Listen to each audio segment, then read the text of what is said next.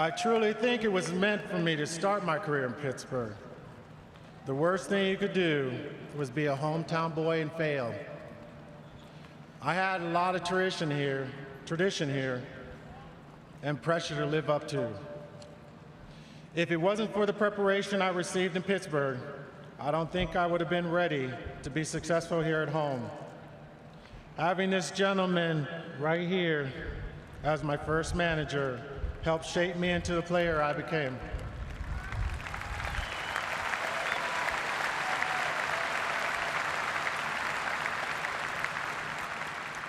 I am so thankful for you, and I know you were the right and best manager I could have ever had starting out my career.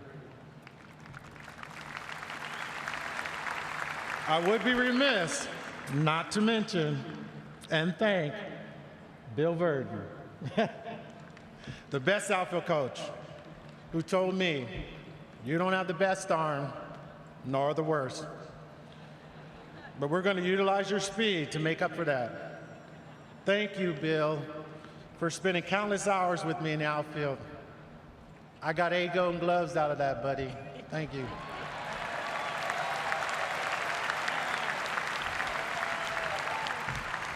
During the 7 years I spent in Pittsburgh, I made some great friends over the years. And when I went back and played there, I saw them, and it was as time never stopped. Thank you, Pittsburgh. Thank you to the Black and Gold for all the wonderful years. Thank you, San Francisco.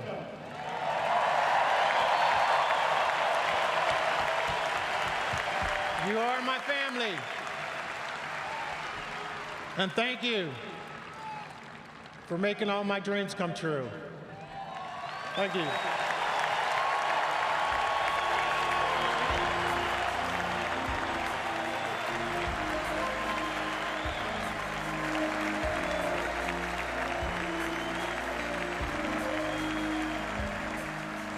The Barry Bonds retirement ceremony here at AT Park in San Francisco. The number 25 to be retired forever now, alongside his godfather's number 24. Buccos and Giants getting ready to play ball in Game 3 of the 4-game series, and we'll have the Pirates and Gents coming up in a moment.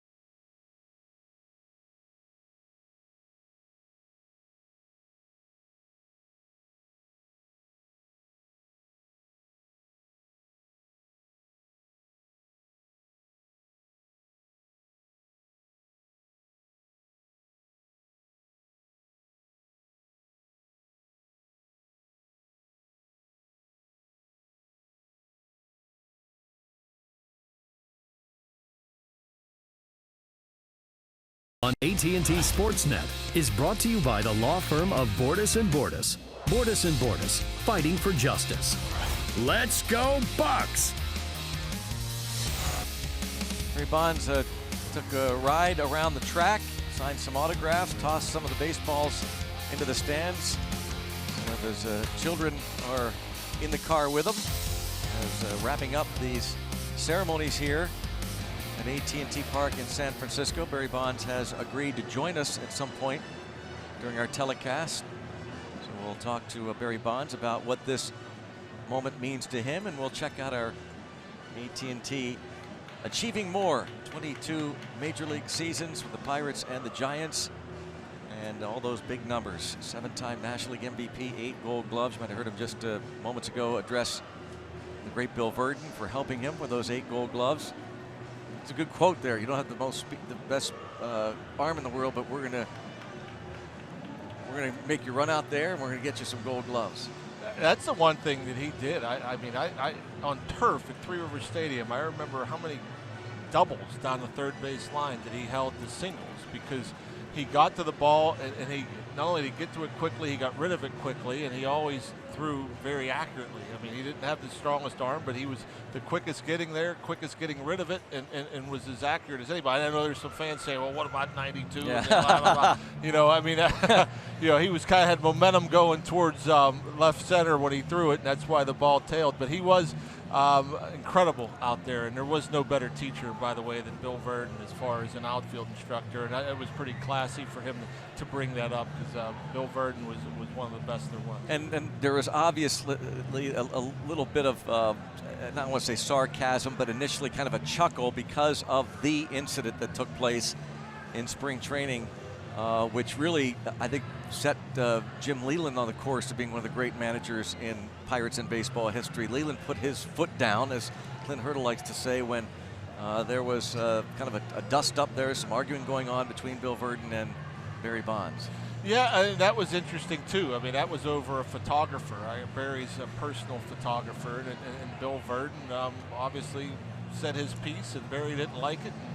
And I don't think Jim Leyland had to step in for Bill Verdon, because Bill Verdon could take care of himself. But yeah, that was a signature moment, and I think Barry respected that as well, both from Bill Verdon and Jim Leyland. But you know, I thought that was important, an important message to the team, that Jim Leyland was sending that message that there's no one person more important than the team, and you know, and I think everybody, including Barry, were better for that. Well, Bonds has his number retired tonight at number 25. Of course, Willie Mays had offered to give up the number 24 when he signed as a free agent here beginning in the 1993 season, but Barry Bonds decided to honor his dad, Bobby Bonds, wearing his old uniform, number 25. The late Bobby Bonds, you heard Barry addressing that and being touched by the fact that his dad was no longer with us. And Barry Bonds, of course, career starting in Pittsburgh, some great moments, including home run number 600 off Kip Wells here. Home runs that came in record numbers. Last home run ever hit was September 5th, 2007. It was at Coors Field, number 762. It was against Clint Hurdle's Colorado Rockies. And obviously, controversy continues to surround Barry Bonds, the numbers. You heard Willie Mays, his godfather, one of the greats of all time, certainly. The Say Hey Kid talk about the Hall of Fame. The sellout crowd here started chanting Hall of Fame. And who knows, maybe someday he will enter into Cooperstown. Time does seem to heal all wounds. 600 career home runs off the Pirates' Kip Wells, August 9th, 2002, in this ballpark, which opened in 2000. And people will tell you who've followed the Giants, have been around a long time, this ballpark doesn't happen without Barry Bonds. He was so important to this franchise. And they signed him as a free agent, and as you pointed out a few moments ago as we were watching the ceremony, John, Barry Bonds was originally drafted by the San Francisco Giants 3 years before the Pirates drafted him. San Francisco drafted him in the second round. He decided to go to Arizona State, and that's what Trevor Williams did. He went to Arizona State, a Sun Devil and drafted by the Marlins. Pirates picked him up in October of 2015.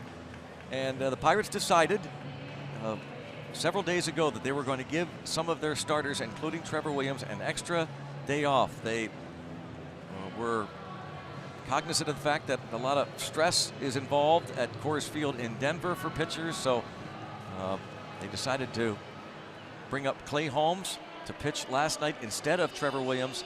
He gets the extra day, and he goes tonight against lefty Ty Blach.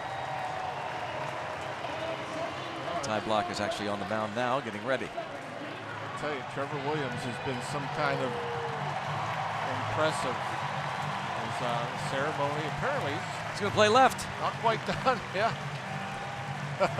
That was one of Trevor Williams' fears. Yes, that's right, because I fear that Barry will get back in the uniform. He'll sign a one-day contract. But he's going to be in the lineup. Absolute, a classy ceremony by the San Francisco Giants. Larry Baer, the longtime president of this team, they really don't miss a trick. The 25 cut into the area where he played, patrolled for so many years. And last night during our telecast, Bob Walk was so worried about the cardboard that covered that medallion, the 25 medallion, that Ring of Honor, but they replaced it with, and now being replaced in left, Alan Hansen, the former Pirate, with a hug for Barry Bonds.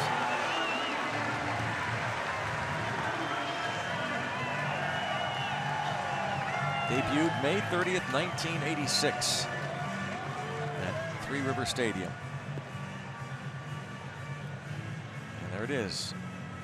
One of the 10 Giants uniform numbers, now retired. Well, the Pirates going to wear their black jersey tops tonight, and there is Corey Dickerson getting ready. Our RAV4 starting lineup. It'll be Dickerson, Starling Marte, and Gregory Polanco. David Freese hits cleanup. Francisco Cervelli bats in the 5 spot with Josh Bell, the switch hitter, at first. Josh Harrison, Jordy Mercer, Trevor Williams. The Pirates seeing yet another lefty, 3 in a row now, and 4th on the road trip. This time it's Ty Blach, a 4.28 ERA, a 6-6 record. It hasn't started in a while. His last start came back in May 27th in Chicago against the Cubs, where he gave up 5 earned runs in 3 innings. He's been in the bullpen since.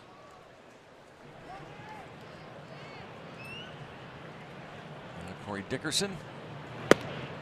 And we're underway and hoping for much better results tonight. Just all kinds of sloppy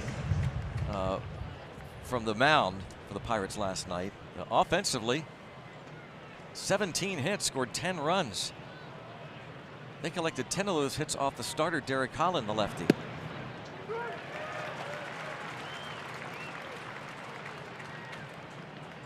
Couple of strikes on Corey Dickerson, who was 1 for 5 last night. He's 5th in the league in the batting race, .311 average.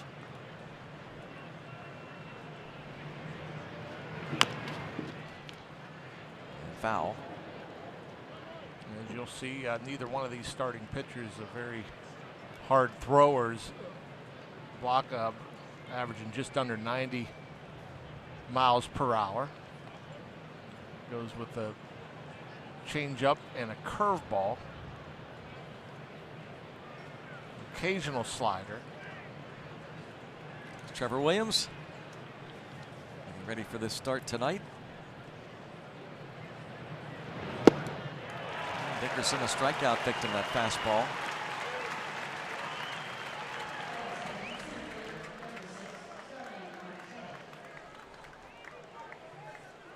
And the defense brought to you by Honda. It's Brandon Crawford at short with Joe Panik at second. Evan Longoria, Austin Slater on the corners. Alan Hansen, Stephen Duggar, and Andrew McCutcheon in the outfield with Buster Posey catching.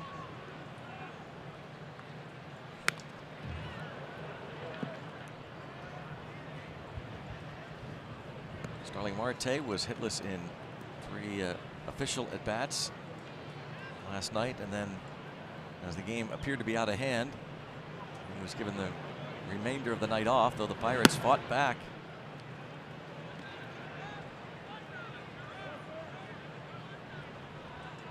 Pirates fell 13-10.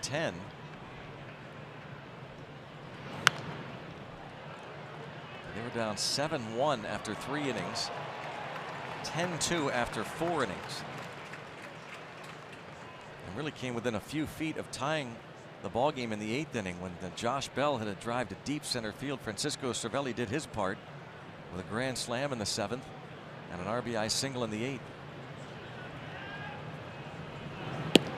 First time Block has ever faced Pittsburgh.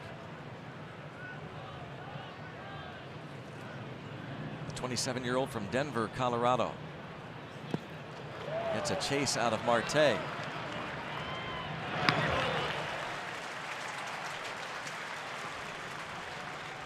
couple of strikeouts for Ty Block. Started the year in the Giants rotation. Made a dozen starts.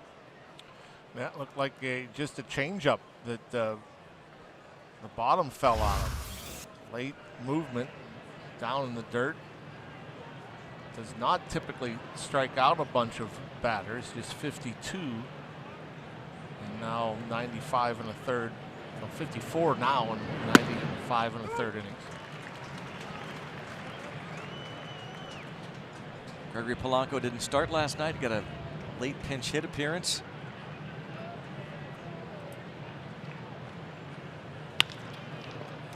And easy for Panic. And the Pirates go down in order. Top of the first. Here comes Trevor Williams.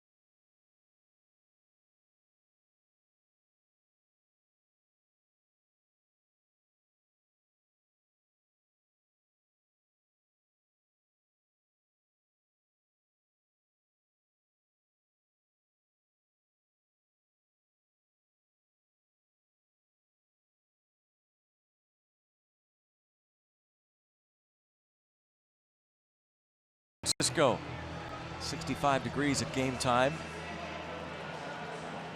A late start because of the ceremonies. Andrew McCutchen will be leading things off for Bruce Bochy's Giants. He homered to start the game last night for San Francisco. Buster Posey, 18th career 4-hit game last night for the Giants. Evan Longoria will be followed by Brandon Crawford, Austin Slater, the rookie at first, Alan Hansen switch hitting left fielder tonight. Joe Panik at second. Steven Duggar is a rookie in center, and Ty Block on the mound. Trevor Williams, ERA at 3.88. Had his streak of consecutive scoreless innings stopped at 21, his last time out.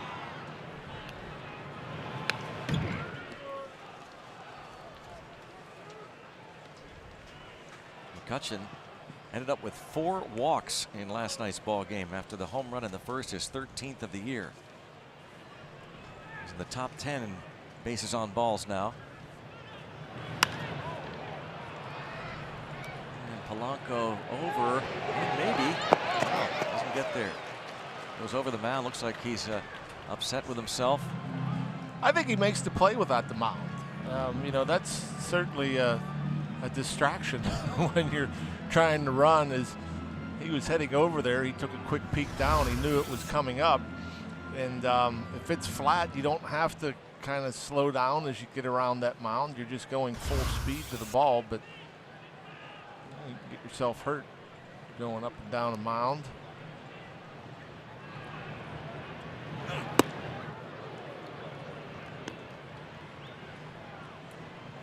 Barry Bonds now seated alongside Larry Baer, Giants president.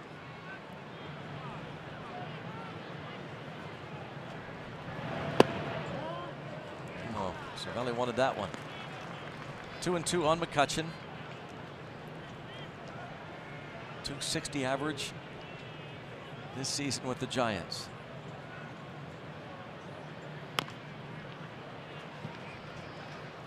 Leadoff home run off rookie Clay Holmes.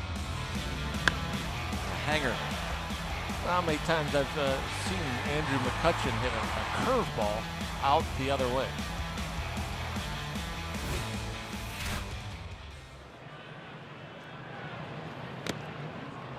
And there is a strikeout. I love the way Trevor Williams attacks, and you know he only averages just over 90 miles per hour the fastball, but as you can see there, he can crank it up a bit, let it go, and reach 94 like he did right there, and get it by Andrew McCutchen. And that's another thing. It doesn't matter who's in the box. Trevor Williams isn't afraid. He'll come at you. He's not going to pitch around many batters. Not afraid, but he's got smarts when it comes to pitching. Posey looked uncomfortable there, that swing. And I think they're giving Cervelli a little extra time as he took a foul ball off the mask.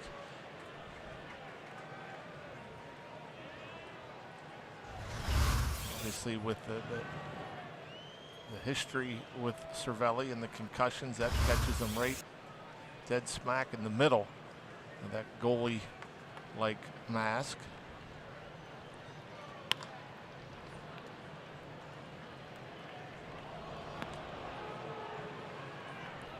Oh, 2 on Buster Posey. Trevor Williams sent out that tweet we mentioned. Really excited to watch Barry Bonds get his number retired by the Giants on Saturday. Also slightly terrified to sign a one-day contract and be in the lineup. Niyamo Trevor. And a liner to right. And Polanco can't make the play. And Posey, who had 4 hits last night, has a 1-out single to right.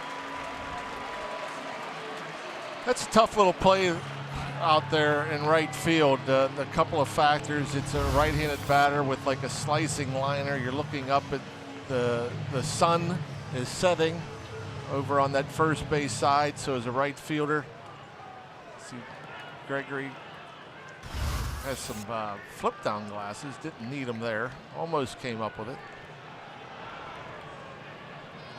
Evan Longoria got hit by a Kyle Crick pitch last night. The Giants weren't happy about it.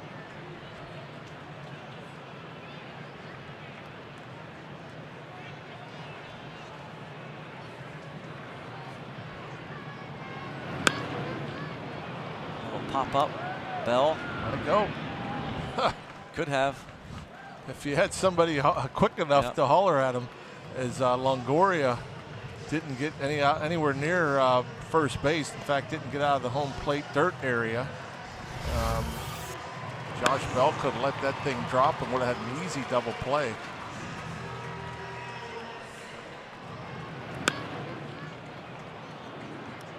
Yeah, he just stood there and watched. Unbelievable. Yep. It's what's really unbelievable is that more teams don't take advantage of those opportunities. Now Crawford.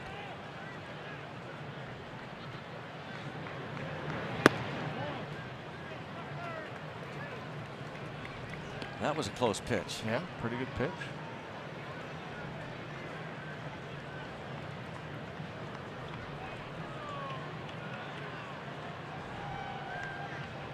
Crawford 11 homers, 45 RBIs on the year. Wow. Where was that one?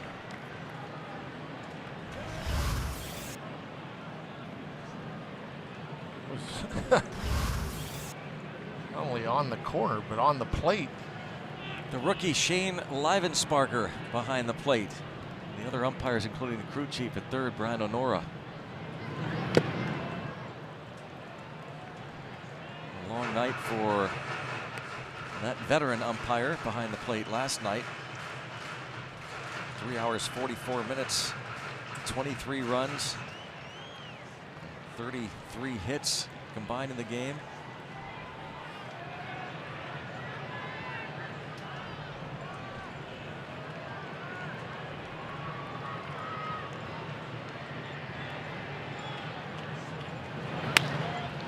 And in the air to left, right by that 25, number 12 puts it away. And we're through one, it's 0-0.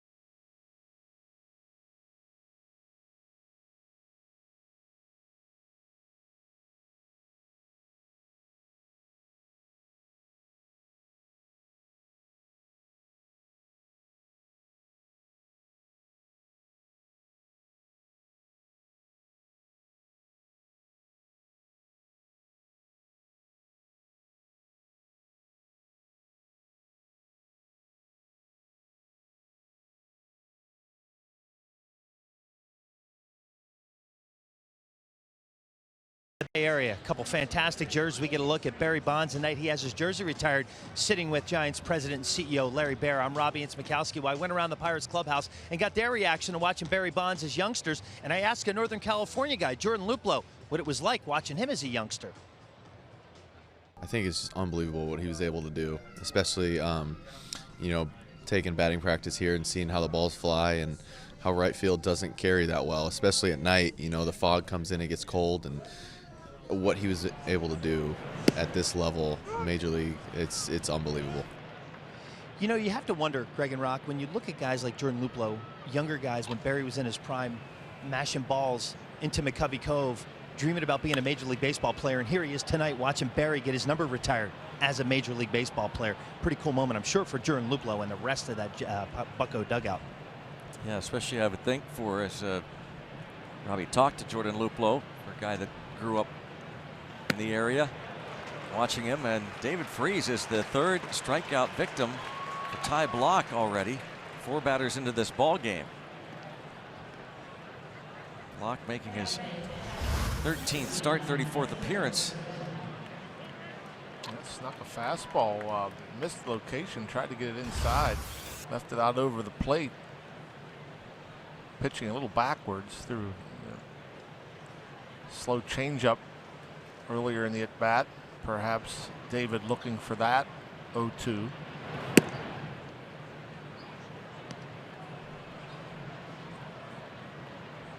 Must have really had that 3-hit night last night. 4th career grand slam.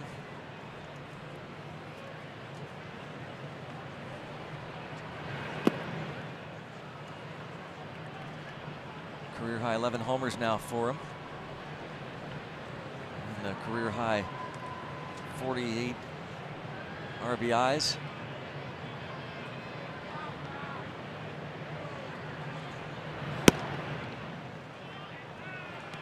Block kind of reminded me of like an old school lefty, like a Jamie Moyer or Charlie Leibrandt, and not a hard thrower, and the changeup just doesn't seem to get there. And is going to rely on some movement and location. Maybe pitch a little backwards when he's ahead in the count. Go soft behind the count. Or when he's ahead of the count, go hard. Behind the count, go soft. Just missing there on the outside edge.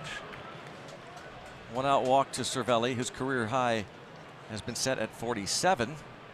Runs batted in. He had 43 his first year with the Pirates in 2015. He's aboard.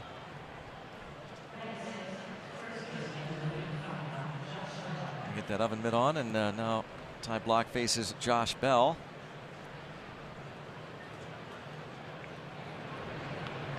Bell had 3 hits last night.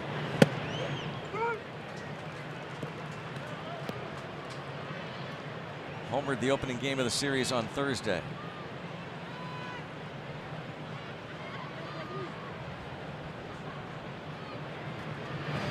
He just missed hitting a 2-run shot to center field in the 8th inning last night that would have tied the game at 11. Yeah, I thought it was gone. It just died at the wall.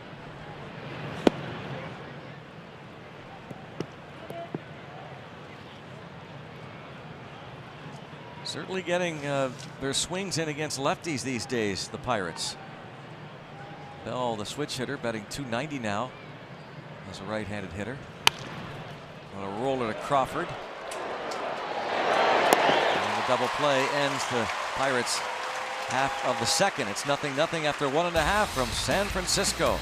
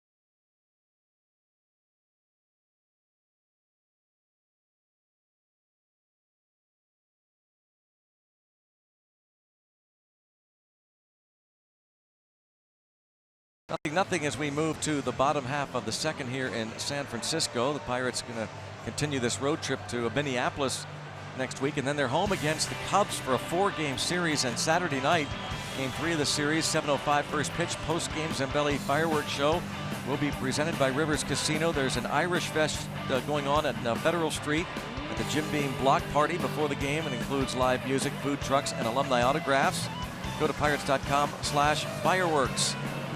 Pirates and Cubs starting next Thursday for a 4-gamer. Then the Braves in for 3. The Cubs, a rough start from John Lester today at home against the Nationals. They lost 9-4 to the Washington Nationals. Lester gave up 9 runs, 8 earned, 10 hits in 3 2/3 innings. Right, Zimmerman got to him a couple of homers. Yeah, 6 ribbies. Brewers were winners over Atlanta earlier tonight.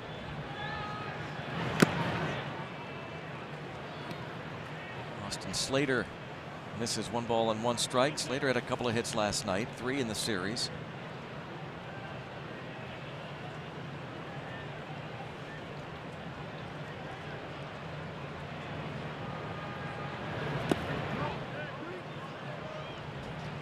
C.B. Buckner over there. No swing.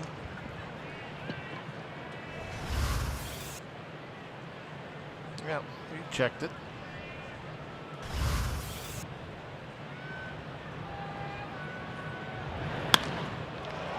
There is Polanco. Sun not an issue now. One down.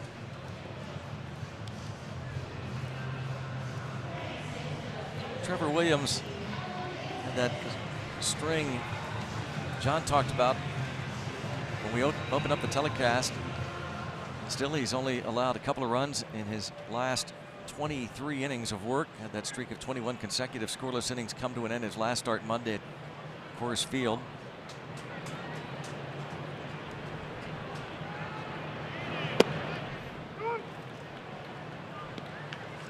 Alan Hansen has had a busy couple of games with 4 hits. He was all over the field last night and left as his bat crack sounded like. How about the dives? The dives have been interesting, yes. That's an interesting way to put it. Some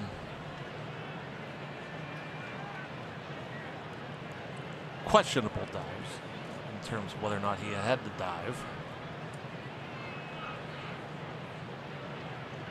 An infielder coming up through the Pirates minor league system, and he's played in less than 10 games in left.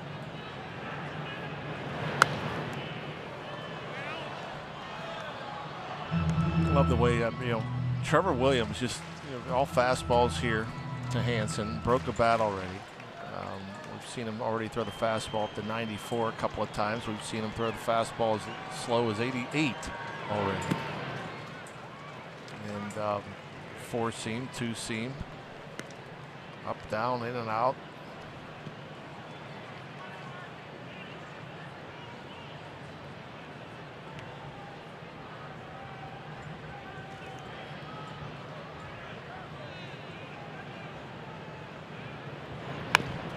That's going to be an impossible play.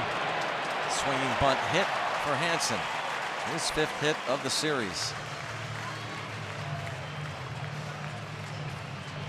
Yeah, that time a changeup, I believe. A cue shot. Watch it spin right off the end of the bat, the very end of the bat.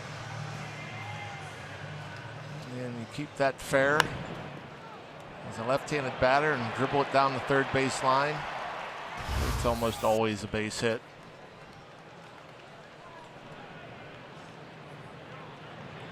Here's Joe Panik.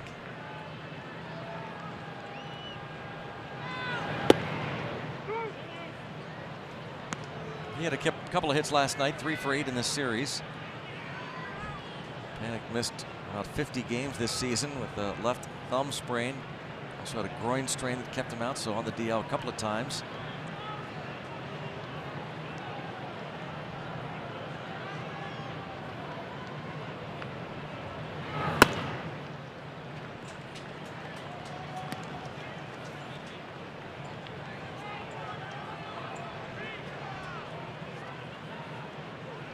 Giants 58 and 59.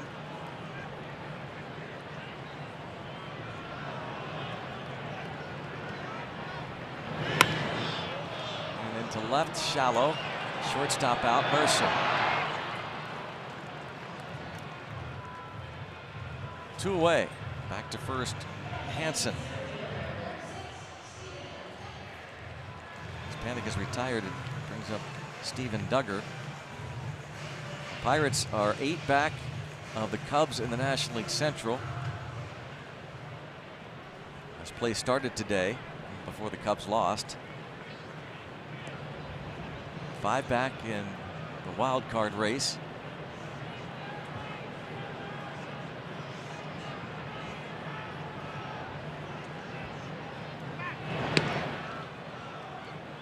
Hansen will run. He has swiped 6 bases on the year.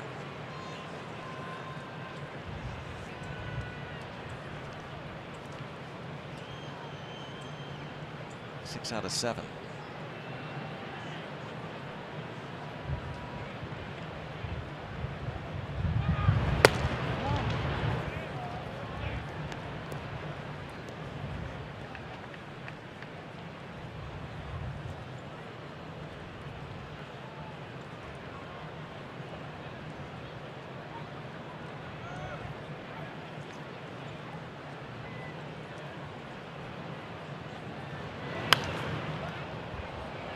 leaving it up.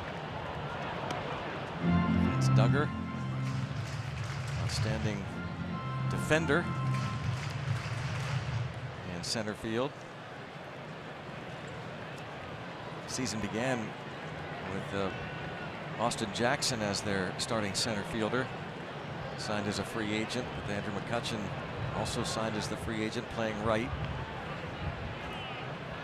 Torquis Hernandez has gotten a lot of playing time. Runner goes. And is he going to get him?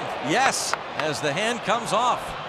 Alan Hansen not able to put that anchor down. Comes off the bag, the caught stealing. And Jordy Mercer keeps that tag on him. Caught stealing going 2-6. Ends the bottom of the second.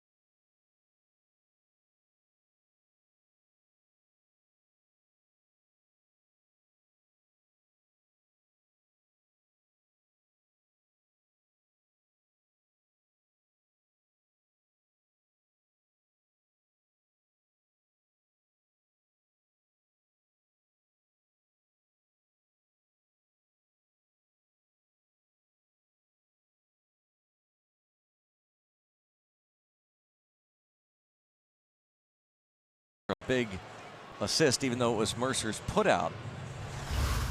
Watch him get this tag on the hand, maybe push the hand off the bag a little bit.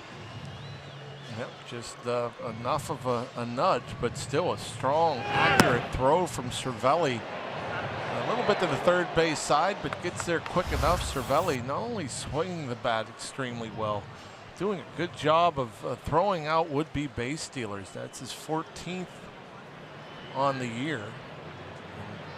36 attempts. Jordy Mercer's teamed up with Cervelli on a lot of those caught stealings. And now Josh Harrison. Jay Hay 3 for 9 in the series. He's got a little hitting streak going. 4-gamer. 5 out of his last 13 in the 4-game stretch.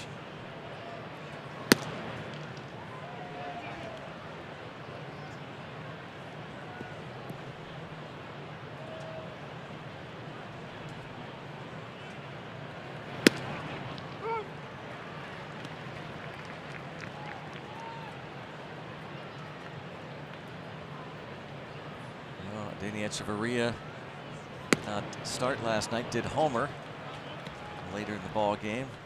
Jordy Mercer with the again the game looking like it was going to be out of hand. Some of the players left early, including Mercer, and Echeverria ended up with a home run, a couple of hits. Leadoff walk to Jay Hay, second free pass for Ty Block.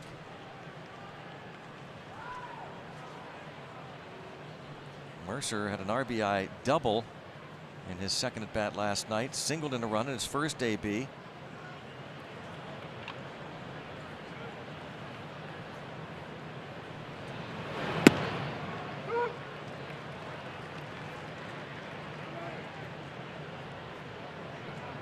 Looking down at third base coach Joey Cora.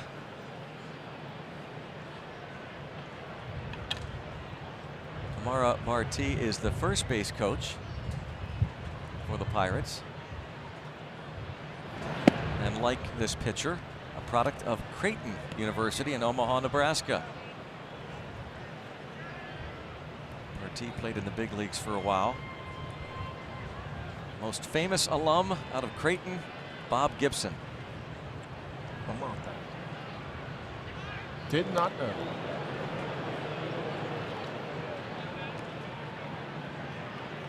Scott Service, the current Mariners manager, was a Creighton product. Alan Bennis, the former Cardinals pitcher.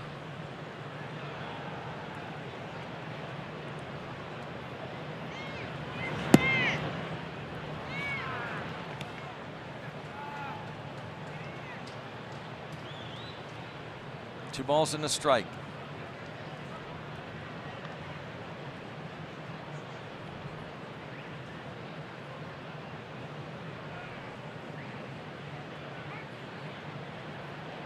Jay bouncing back to the bag. A little fake there from Ty Block.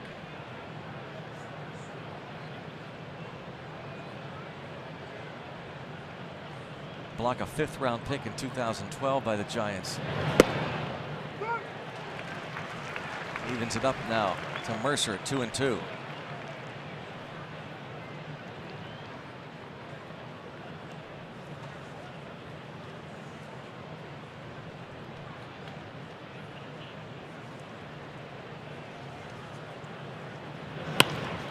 Jordy Mercer is going to have himself his 3rd hit of the series, putting runners at first and second and setting the stage for Trevor Williams to try and advance the runners.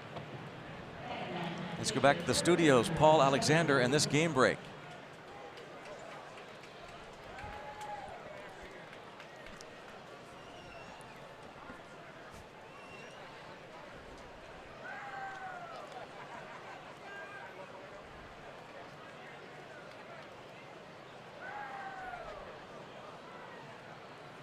All right, Paul, plenty of action, of course, on this Saturday. Keep you updated as Williams gets the bunt down, and Posey's one play will be at first. Sacrifice accomplished. 2-4.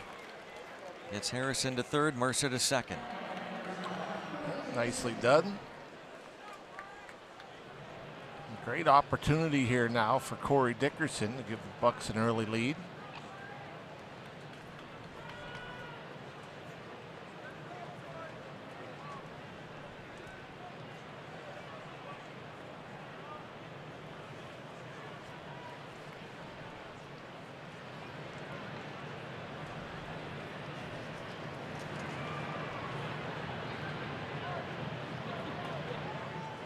Lefties are hitting .286 off Ty Block. Right-handed batters .308.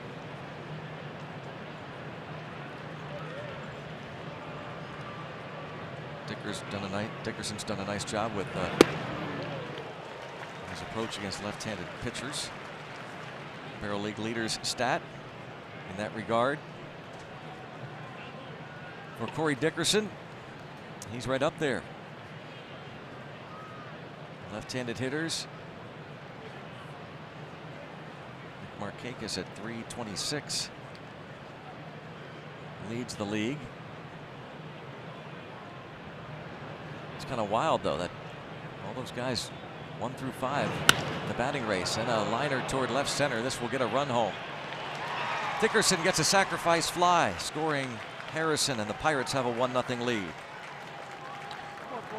Nicely done. I'm sure he would rather have a gapper there and 2 RBIs and perhaps a double, but he got it looked like a breaking ball up out over the plate, stayed on it, hit it right off the barrel of the bat. Center fielder Duggar leaning a little that way, playing Dickerson a little bit towards that left center gap, and so the Bucks able to score first.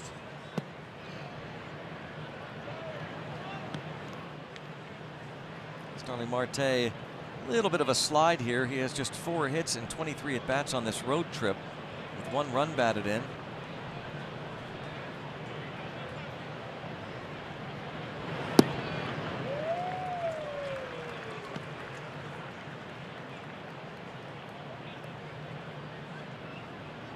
sitting on 55 RBIs now.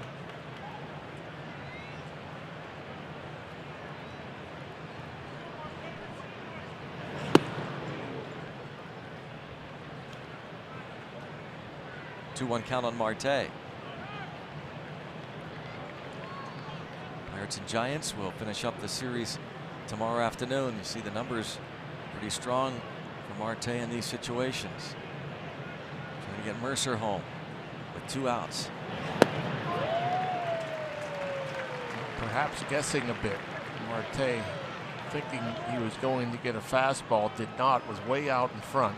That's the weird thing about this series here in San Fran for Marte. I mean, they've been getting fastballs by him. Good fastball hitter.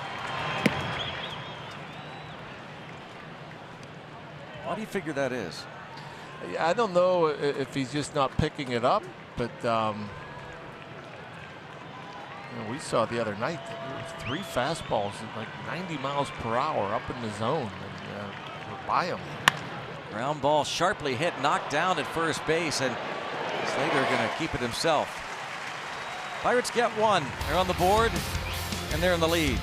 2.5 plays, 1-zip.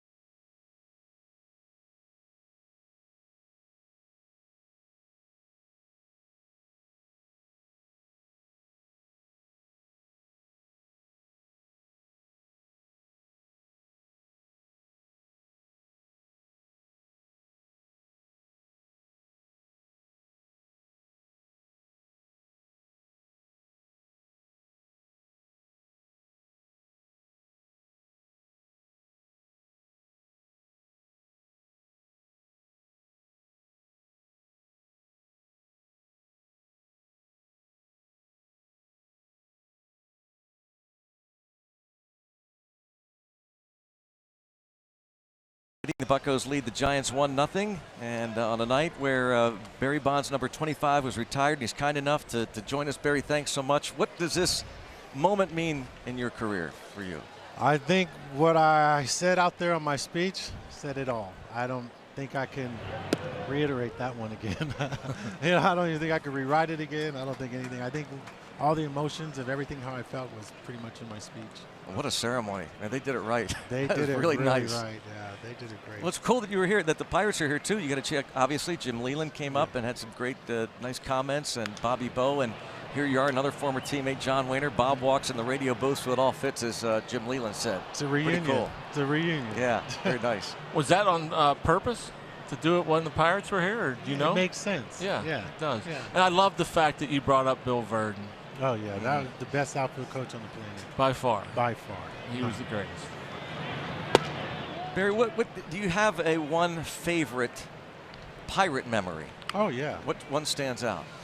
When in my rookie year, because I always mention Rick Rhoden, because he's the one who really also gave me the inside of baseball. I was sitting on the bench, and you know, you're a young kid, and you're just running around acting stupid on the bench and not paying attention.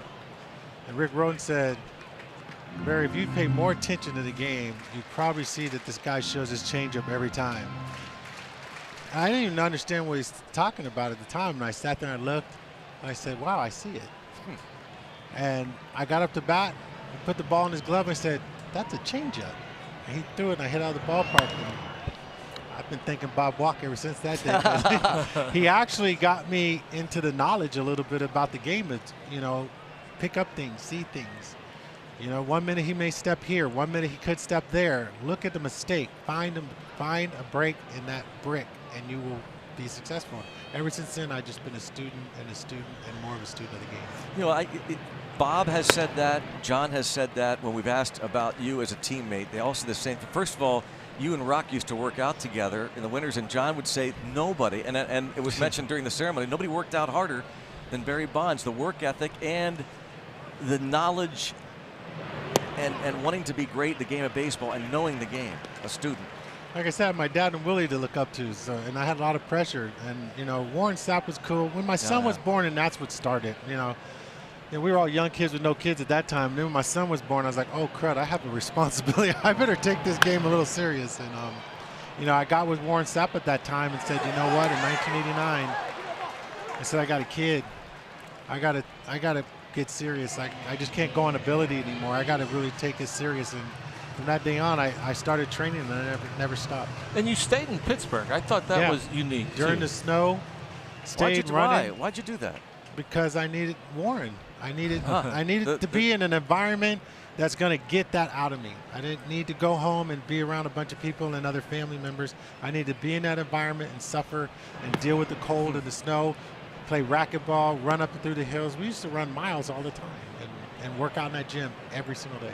Warren with his pocket full of keys and his big wallet, making us run all through the north side and everything else. Late great Warren Sapp was the strength and conditioning coach for the Pirates those years when Barry was there. We would go out, and there was snow on the field, and we'd be throwing.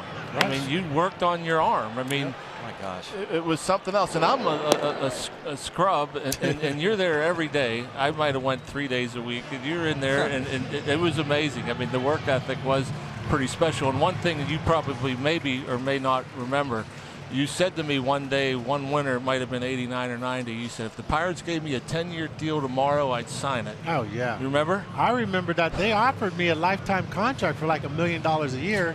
I was like, I don't know, man. What's a lifetime contract mean when I get old, or is that for life? And yeah, I remember that because Eugene Littman was one of the owners at that time. And he offered, he said, I would give that to you. And I said, well, we'll have to see what that day comes. Well, here's a guy, he knows, you know how he feels, this guy here, McCutchen, Andrew McCutchen. He's a great player.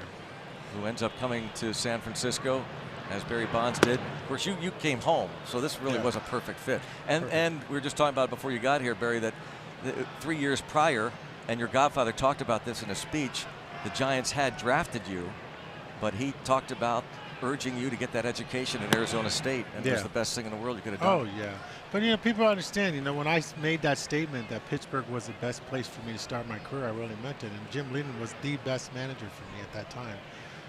Everyone always wants to bring up our incident, but Jim and I both know, you know, how much respect we have for each other and how much love we have for each other and how that was just blown out of proportion. But, you know, it's okay. We laugh about it now, and it's all great, though. But, you know, Pittsburgh was a great tool. We had great players. We were all young at the time. We all went through our bumps and bruises of last place and had to develop together. And, you know, we all wanted to stay there, too. I mean, when we were all becoming free agents at the time, and all of us wanted to stay and play for Leland because we really wanted to win for Pittsburgh. But I have to admit that the city was great.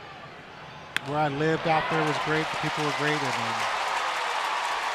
it was the best place for me to start my career. Base hit, we're first and second. Have to ask, you got to feel that you're getting into the Hall, right? I've always felt I belong in the Hall. Whenever they decide to do it, they decide to do it. If they don't, I'm a Hall of Famer no matter what. Everyone who's ever played against me, anyone who's been on my team, everyone's ever saw me on that baseball field, they know what I did. I don't really will ever justify that or have to explain that. The votes, they keep going up. Yeah. I mean, it's and the chants here, the sellout crowd. This, by the way, I read that this place sold out in 20 minutes over the winter. When they heard that's unbelievable. You know, they announced this over the winter. The Bond's going to get his number retired. 20 minutes later, they sold out. Yeah, I mean, they said the same thing about my number retired. Not this time. I said, you guys, better late than never. Who cares? Yeah, I mean, really, when you think about it, it doesn't matter. It's there. We don't. It doesn't matter if it was 10 years before or 1 year. You know, hey, I'm just grateful. You know, Barry, you have ingrained in you from day one this desire, and Steve Blass and I talk about this a lot, that I don't know how many players have this, the desire to want to be the greatest. And you had that from day one, just to be the, and here you are, I mean, the Hall of Fame numbers, and you wanted to be a Hall of Famer, and you set out to do that. Well, I agree to you at one point, but I don't think the greatest was the right answer. I think I just wanted the best out of my ability. And it was the drive that my father and Willie put in me, installed in me, that walk away with nothing left undone. And, you know, you'll be a better person, you'll be a better husband, you'll be a better father, you'll be everything. You know, everyone asks me all the time, it's like, you know, are you disappointed that you didn't get to play another year? I'm like, no, when the time I was gone is the time I left everything on the field, and so I'm proud of that. I don't have anything to be ashamed of. I just keep thinking, just the 1 year in all the intentional walks, you're talking 3,000 hits, you're talking over 2,000 RBIs, maybe 800 home runs. How frustrating was that to not? That was the only hard part. I wanted to play one more year. I knew I was that close to 3,000 hits. I knew I was not too far from 800 home runs. I didn't think I'd make it, though, because I was older. I wasn't playing the day games anymore. But I knew I could hit 20-something. I was sat there and said, if I can't hit 20-something home runs, I'll walk off that field. And then I actually really would have liked to actually retire a little bit better than it actually happened. But, you know, it happened. It doesn't really matter to me. Now I'm happy. My life is great. I have no, you know, I love the Giants, love my city, love the people. It's wonderful. You know, certain things you wish you had, it just didn't work out for me, and I don't really care about it. You know, they said, Barry, but you never really officially retired. I said, I didn't have to. I never got hired. They retired me. I didn't need to. You don't need to announce a retirement. I don't even know why you'd have to do it. If you can't get a job in that field, you are retired. You go do something else. So I decided to go ride my bike. We want to thank Barry. When we come back this half inning, we're going to thank you. Barry Bonds with us.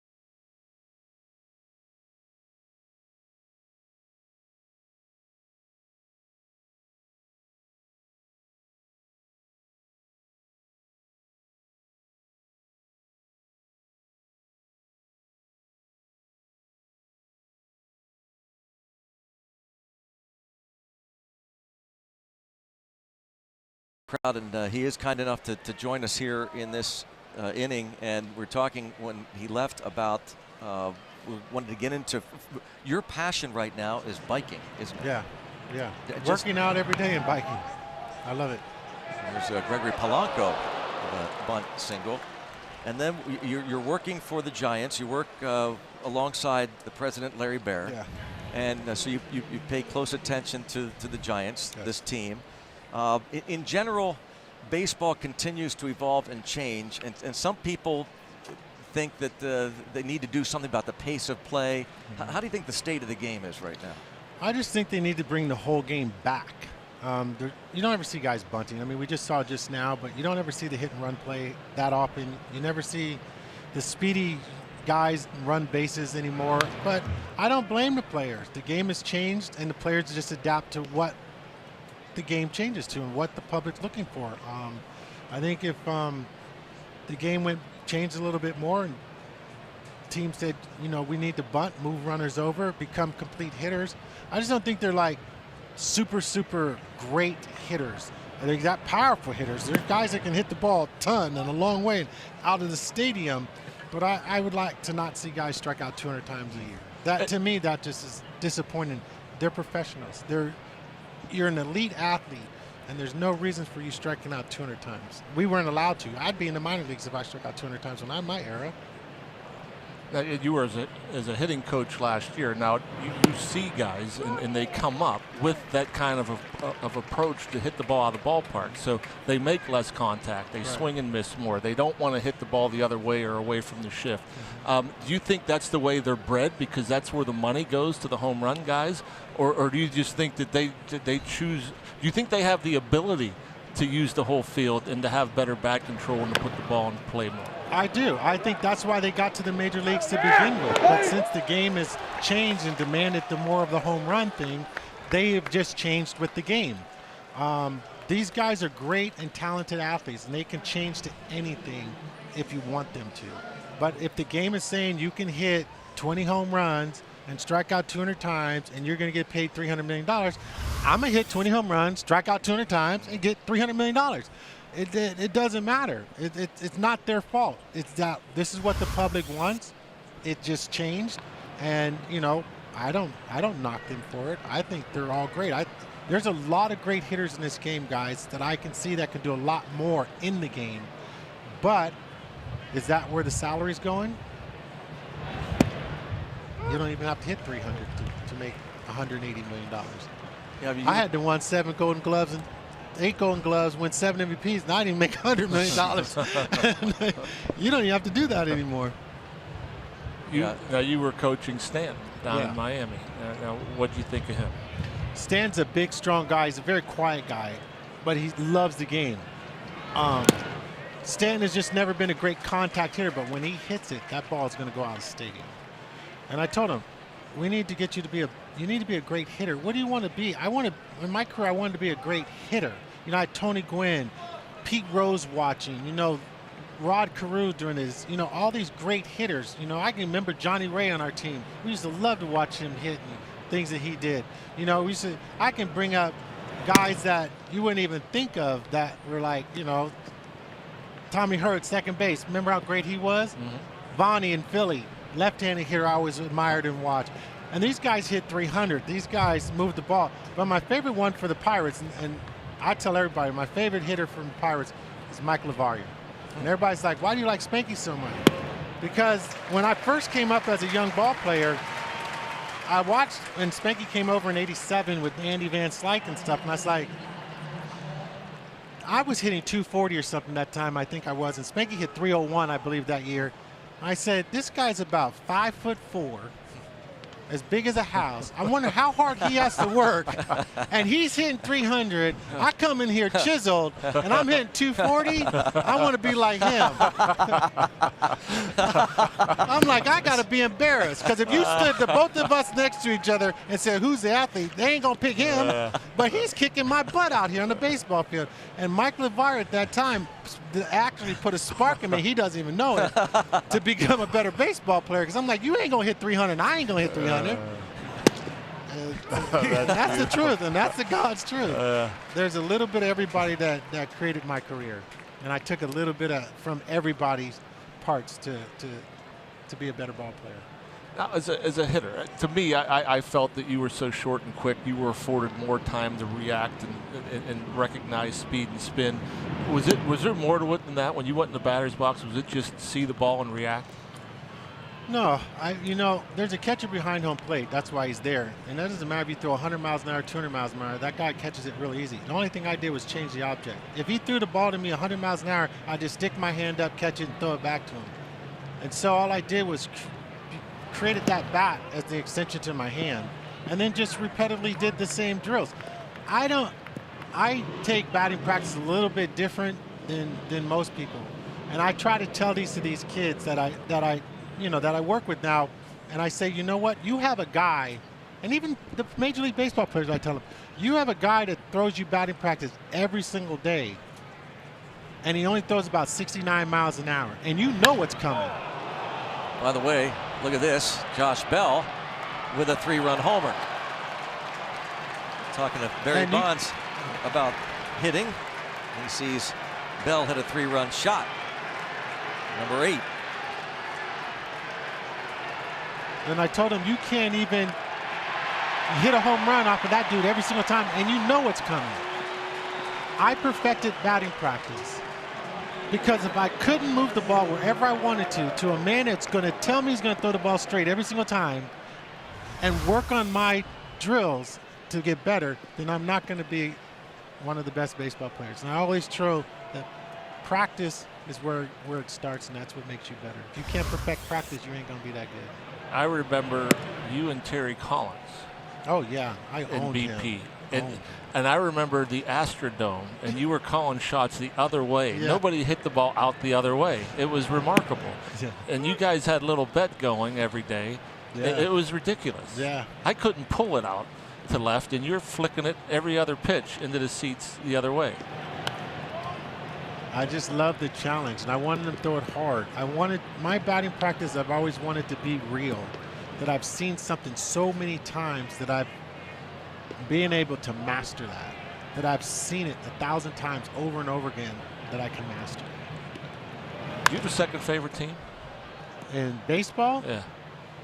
Woo, that would be tough, man. The Giants is the only team I've ever known, but if I had to choose one of my favorite teams was when my dad was with the Cardinals.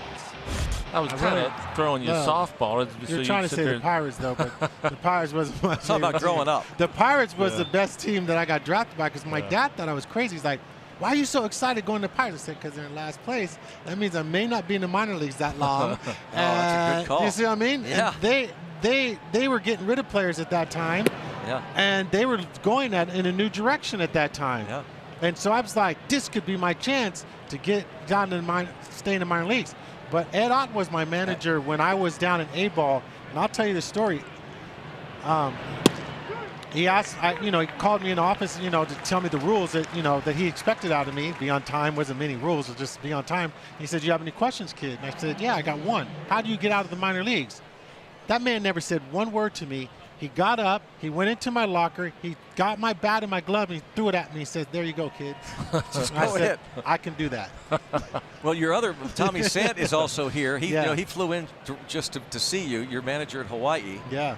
And you weren't there all that long, but you made your debut May 30th, 1986. Mm-hmm. And so that's cool. You mentioned Ed Ott, your first manager in pro ball, and what he taught you.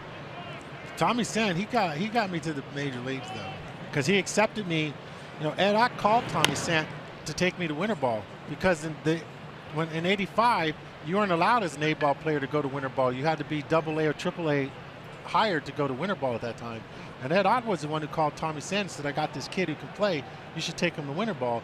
And Tommy said, "Are you serious?" And he said, "Yeah." And he said, "Well, how good is he?" He says, "The kid's pretty good." And then Tommy Sant got me on the phone. He says, "If you can hit 5 home runs in winter ball," because those parks are really big. I went to Venezuela and played.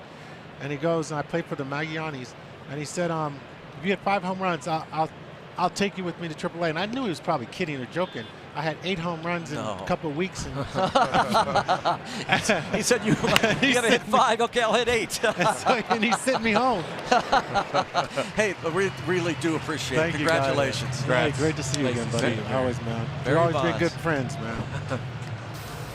What a night for Barry Bonds. And how about Josh Bell's 3-run homer? Pirates lead 4-0.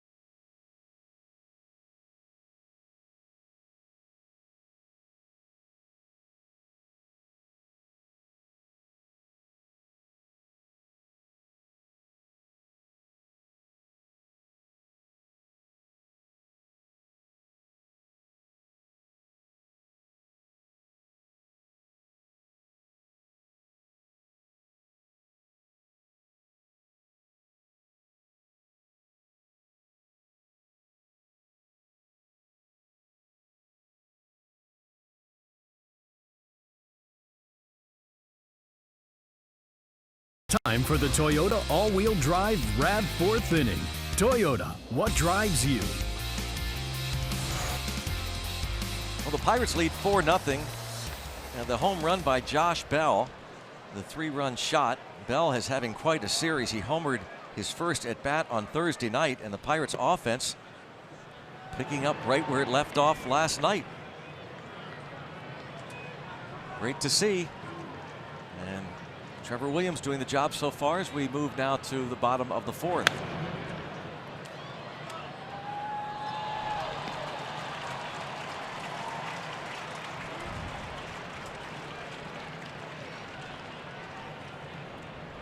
Crawford flied to left his first time up.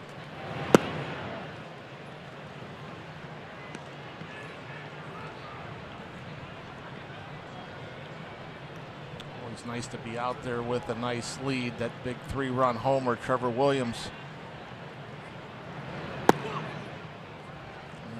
You would expect with his command and the way he attacks. He doesn't want to walk anybody, that's for sure, but behind the count.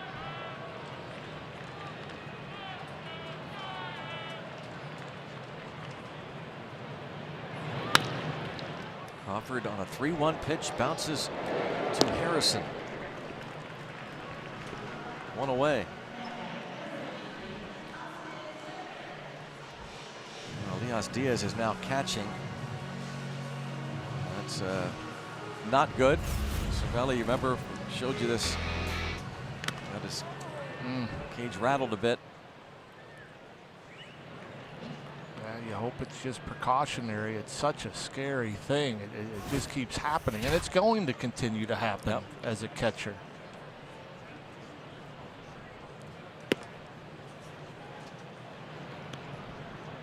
So Elias Diaz catches here in the 4th.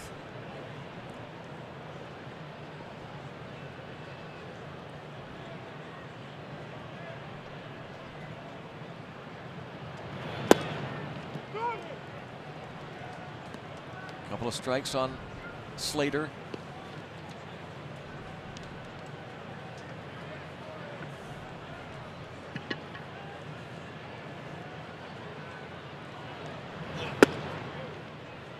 He fly to right in the 2nd.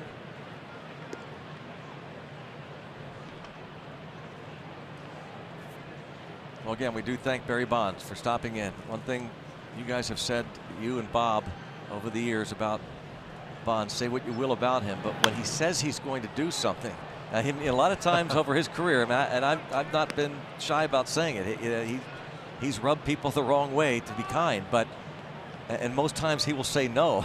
Yeah. But when he says yes, he'll do it. And he told our producer Adam Elmore that he was going to be here, and he told the Giants radio he'd be on, and so thanks for that, because it is a fascinating conversation. And double time. I mean, he stayed for a full inning, which was a little surprising.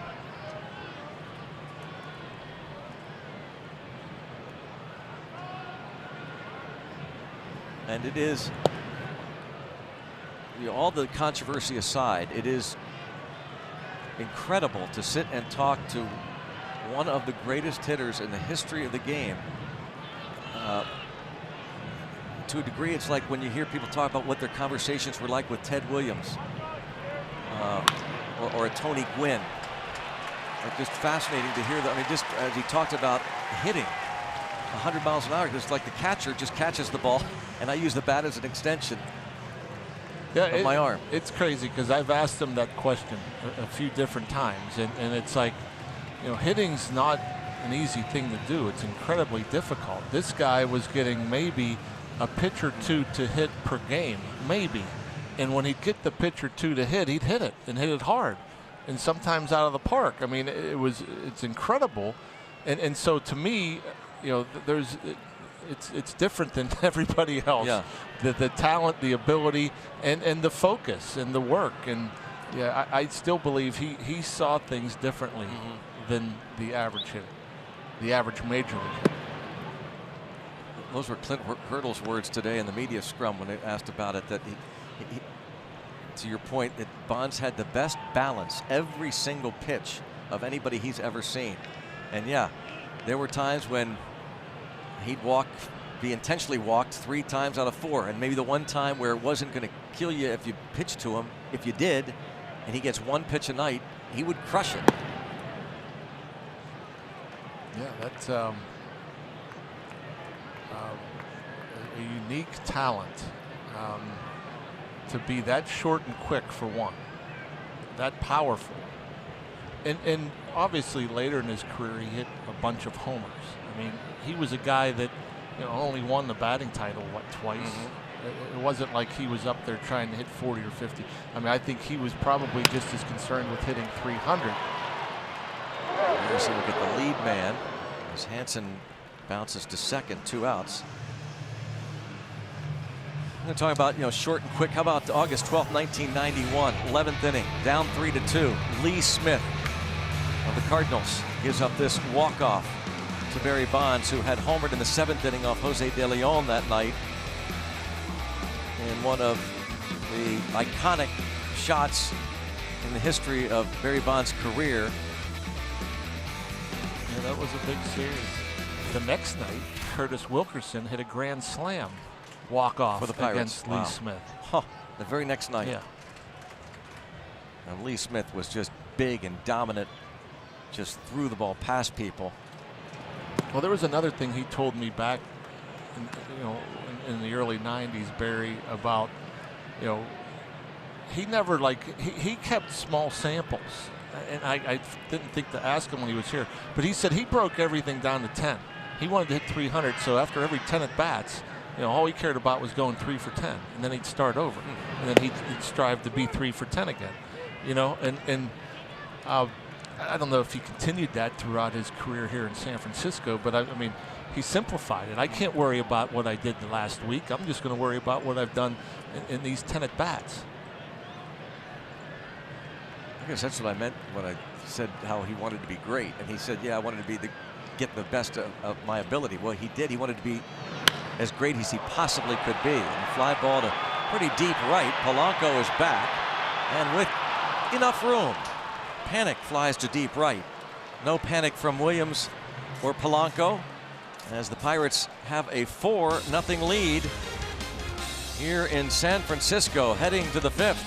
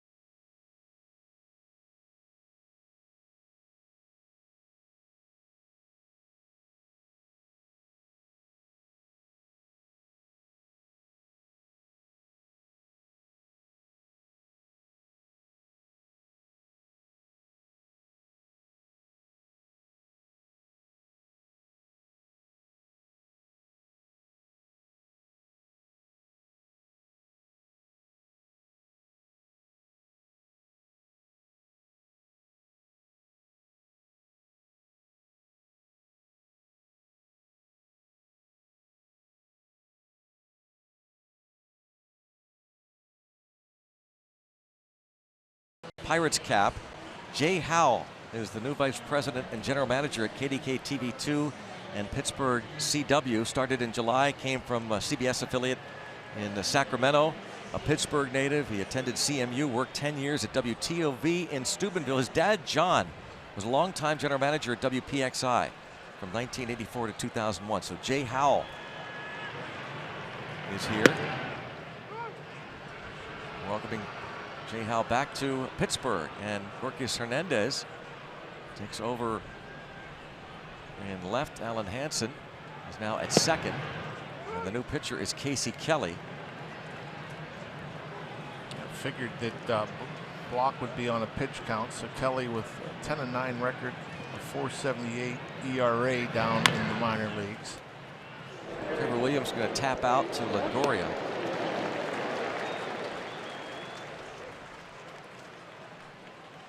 Pirates pitcher will head back to the dugout. Top of the order against Casey Kelly.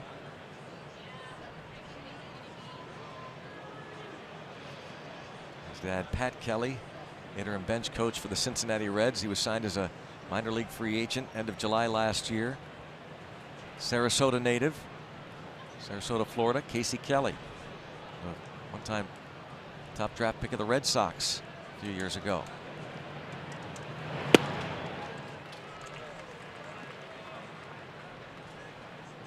And Corey was geared up for a heater, didn't get it, got the change up a little bit out in front.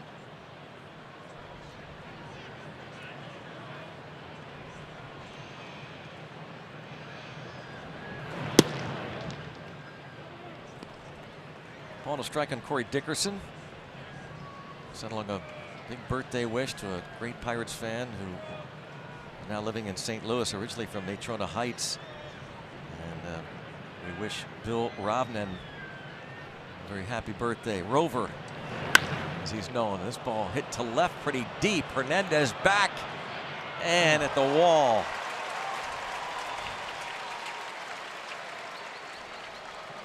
Tough park to hit him out of.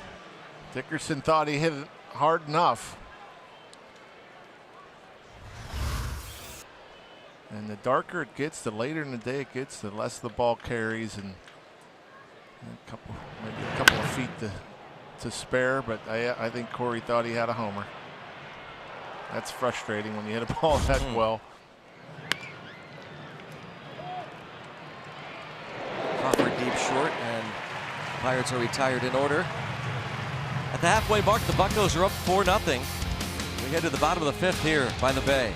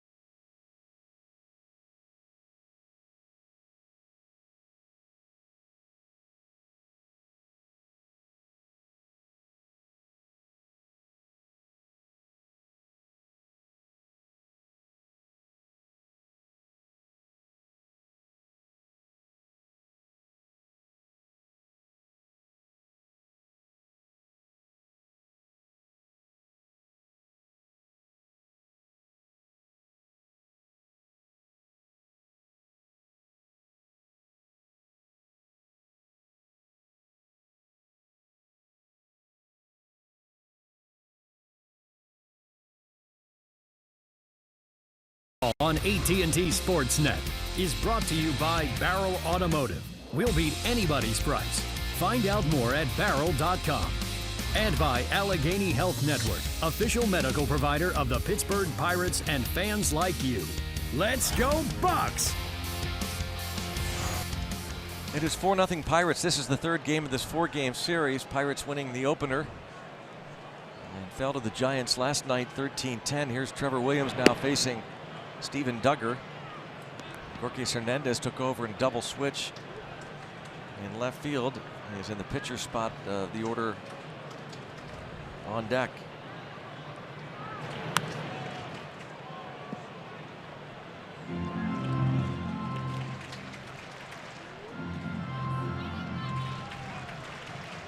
Barry Bonds, who was drafted by the Pirates out of Arizona State. General manager at that time was Joe L. Brown. He'd come back to try and kind of clean house. Well, dribbler, another play this time. Pirates get the break as it goes foul. Smart. David Freese just let it go. Had some English to it, that ball. What's your thoughts on the whole Hall of Fame thing with Barry? Geez, I don't know. I guess I've softened up on it. I still say if you believe he did use, and as there were a lot of players who apparently were, you could give everybody everything imaginable at that time, every player, and he'd still be the greatest player of all of them. Yeah. Well, I guess my take on it is I think there are guys that use that are in. Yeah. And yeah. so, yeah. I mean, once you get one guy in, right, who obviously used, yeah, how can you not have Bonds exactly in there?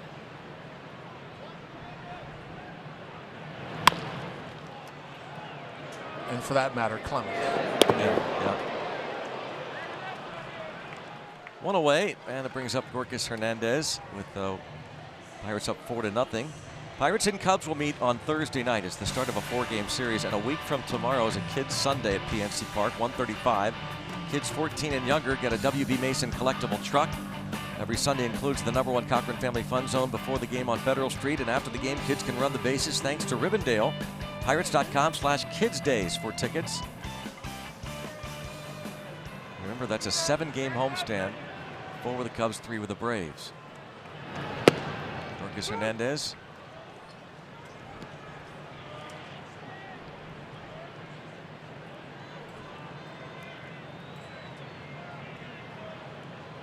A dinosaur or a chicken?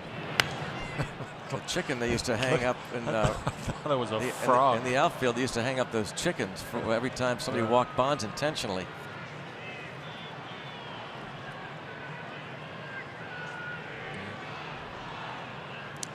And he admitted that he got a lot of chickens when he was the Rockies manager. He walked Bonds a lot intentionally. A broken bat. Freeze off balance gets him 2 outs. Just 8 up Gorkas Hernandez. It brings up Andrew McCutchen. It amazes me. You know, we've seen this from Trevor Williams since he's gotten to the big leagues, and you know, average velocity, he ties up and breaks as many bats as anybody.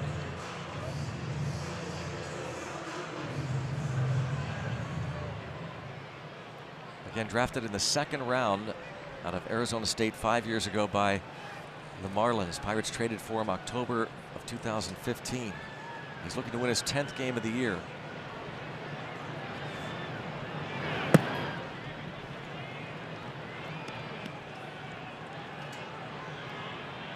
One of the men to reach against Williams, Andrew McCutchen, walked in the 3rd, struck out his first time up.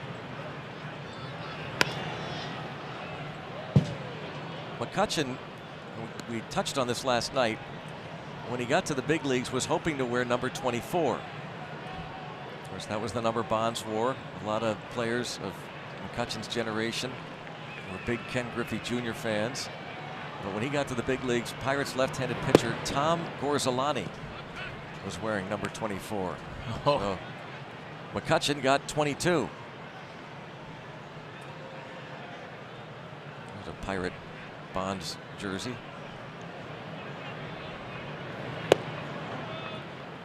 3-1 on McCutchen.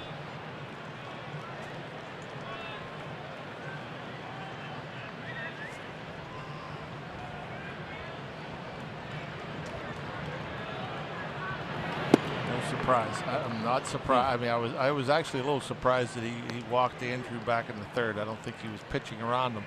But right there, 3-1 here. Here's a fastball down the middle. So now what 3-2 now? Yeah, I think he does the same thing. Wow. I love it. Wow. I think it's Oh, man. it's impressive stuff.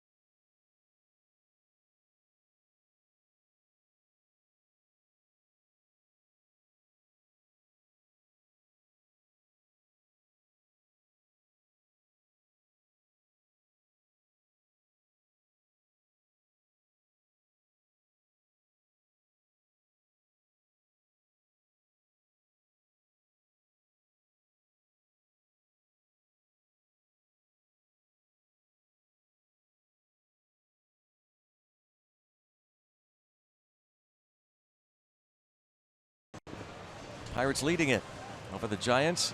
Some Point Park University tweets and Instagram shots of, well, this is National Baseball Card Day. And there is Bonds wearing number 7 as a rookie with the Pirates. A lot of Pirate baseball cards. Hashtag Bucks Booth. Oh, there's a great one. The great Phil Coyne. A baseball card made up. The longtime usher who retired this year. Gregory Polanco will lead things off against Casey Kelly. Our stage manager Joel is a baseball card collector himself, and he brought in a bunch of great cards, including, and he's probably watching, there he is, Mr. B, Mr. Steve Blass. And Barry Bonds, before he left, asked us if we could get this signed for him.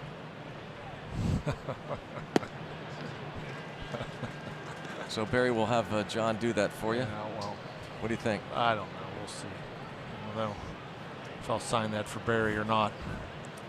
Thank you, You Joel. know, I asked him for a ball one time, you know.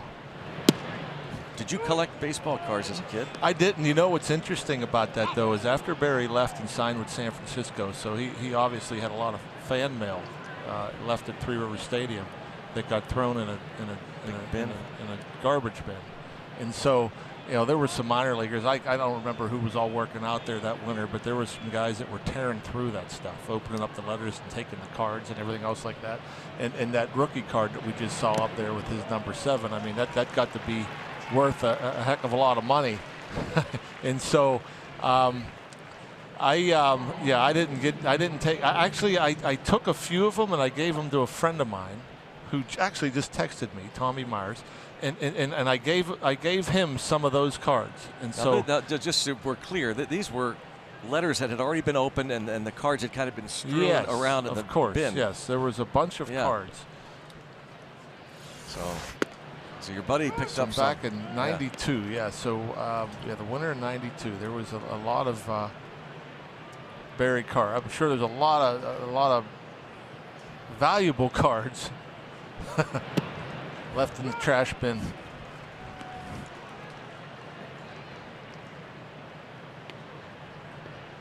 Oh, 0-2 the count on David Freese with one away.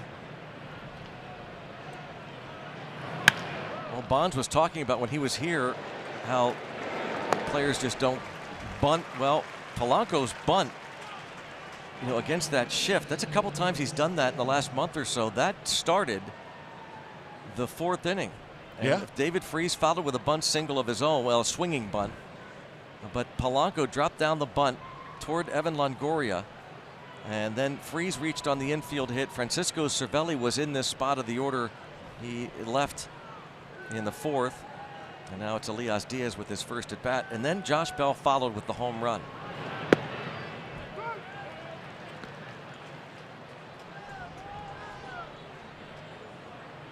Yeah, especially when, you know, there's nobody out, you're leading off an inning, they're giving you a base hit. It's a close game. I especially like the play.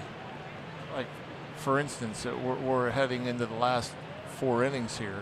If you're down a handful of runs, or 2 or 3 or 4 runs, and they're going to give you a bunt base hit, and you're looking for runners, yeah, it's a gift. It's a freebie. And then, you know, eventually, if you do it and you're successful with it, then you're going to make the defense, you know, straighten out and play you more honest, which is going to give you more holes to hit the ball. Which I think slowly but surely we're seeing that from teams against Polanco. They're not as apt to overshift him automatically. Of course, every team translates those numbers differently. Pretty much the same information, but what teams decide to do with the analytics. Elias Diaz, his first at bat.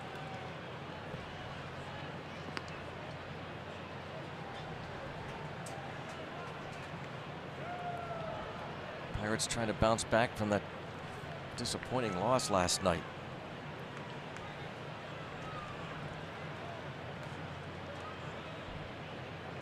Mr. Posey had 4 hits in last night's ball game. In 4 innings. Yeah. And there's a hit for Elias Diaz. Talk about incredible what this catching duo. It really doesn't seem to matter who's behind the plate. Josh Bell was at the plate in the 4th inning with 1 out.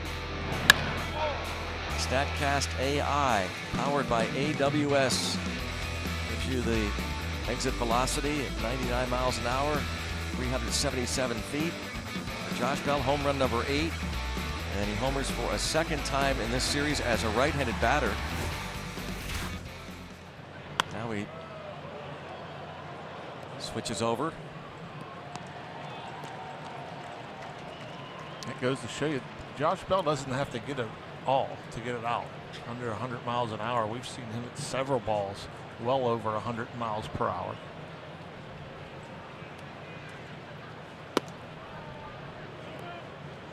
And now facing Casey Kelly. With Diaz on and 2 outs in this 6th inning.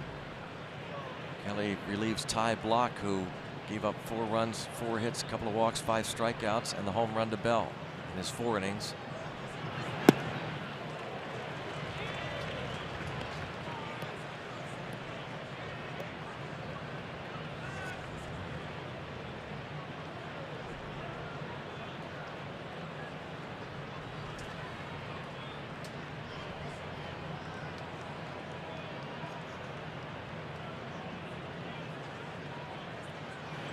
Just researching those numbers, to John's point,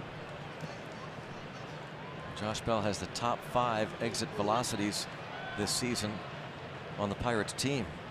His top speed was 115.6 miles an hour.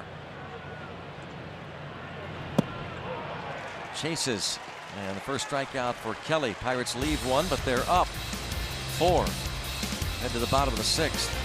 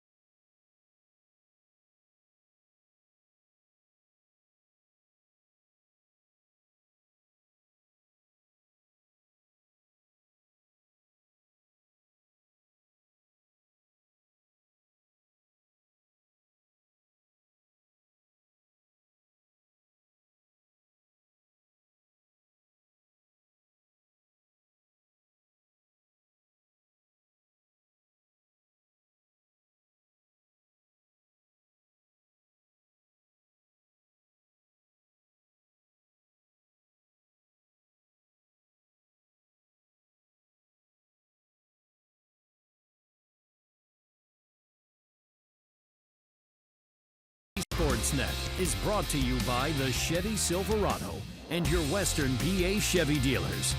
And by Levin's, the official furniture and mattress supplier to the Pittsburgh Pirates. For the best quality, service, and value, shop Levin's. Let's go Bucks! 4-0 here in San Francisco. The Pirates' first and only trip to AT Park this year. They took 2 of 3 against the Giants at PNC Park in mid-May. And they're trying to win another series.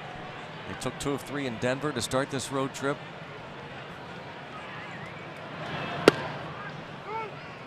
Buster Posey faces Trevor Williams to start the 6th. He has 2 of the 4 hits.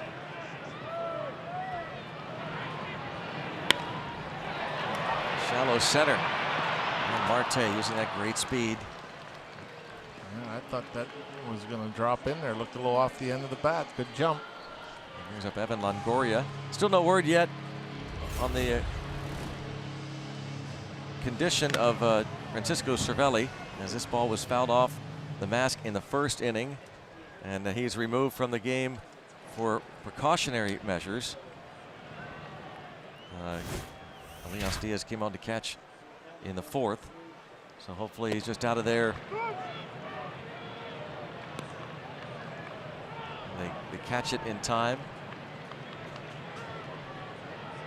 Currently being examined by the medical staff. We have talked about this a lot now, especially this year, with Cervelli landing on the concussion DL a couple of times, and throughout his career a handful of times. That, you know, one of the things baseball might have to address, not just with catchers but with all players and umpires, is maybe thinking about some kind of rule change where, kind of like football, the NFL dictates that a player has to come out for a series and go through the proper concussion protocol. I really think baseball has to think about doing something like that, where a guy could leave the lineup and come back in those circumstances. Yeah, maybe have an emergency catcher kind of on hand. I don't know. It's something you would think needs to be done. Yeah, I guess the tough part would be, is, are they showing any symptoms? I mean, in football, you obviously, guys get woozy, guys lose their balance, guys got a look in their eyes, you know. Well, for example, I mean, Cervelli's a great case here. Yeah. He continued to catch. Yeah. And obviously something was amiss. Now, Bruce Bochy, of course, knows all about the longtime catcher, what that's like.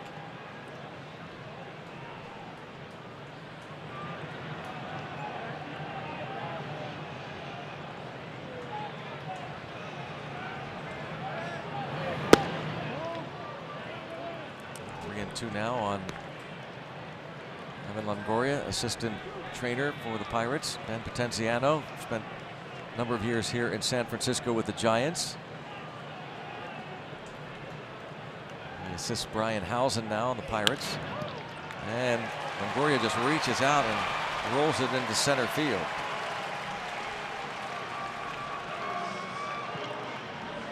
His first hit tonight.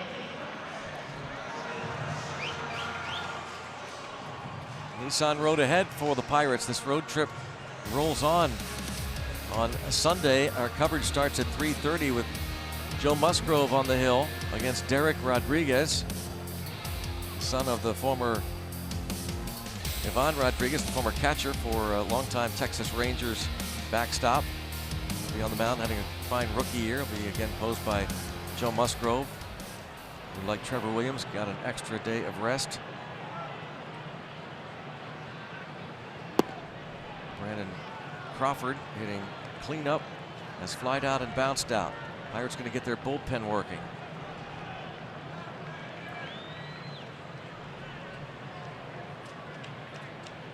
Oh, if Trevor Williams could get 2 more outs.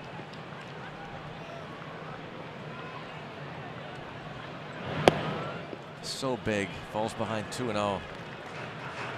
Really needed this from the Pirates starter after that shaky stuff from last night.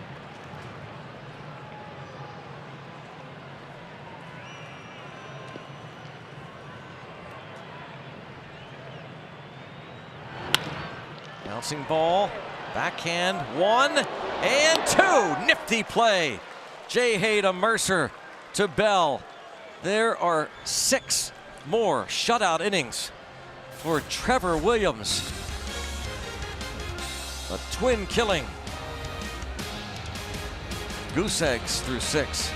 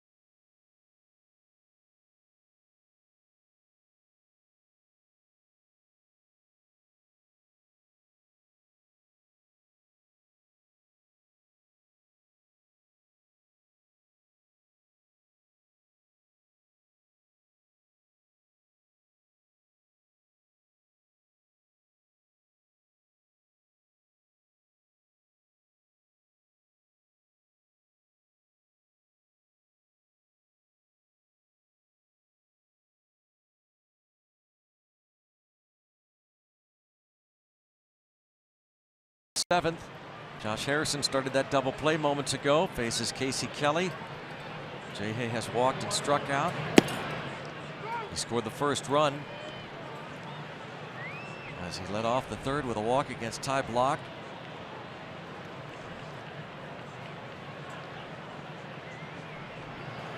It always makes me nervous. You know, it's a fairly routine double play ball up the middle is after Josh Harrison gloves it, but it always makes me nervous when you use the glove. But these guys practice that. They're so good at you know, knowing where the ball is in their glove, and that, you know, they can flip it as well with their glove as they do with their bare hand. But yeah, I still get a little nervous, especially it's a pretty big play. Let's go back to the studio. Paul Alexander with a game break.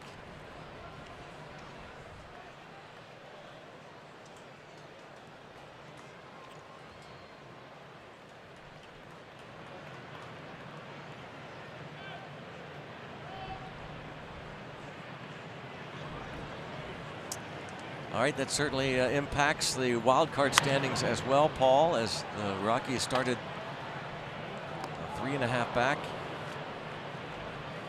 of the second wild card spot. A bunch of teams within a handful of games.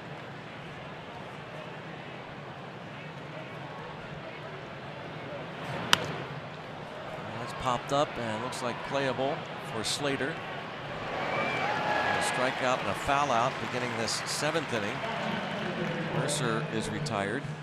Of course, like with the way things are shaping up in the National League and so many teams still in the mix in terms of the wild card, I mean, almost every day, yeah, if you win, you're going to pick up a game on at least a couple of teams or more because they're playing one another. Yeah. You know?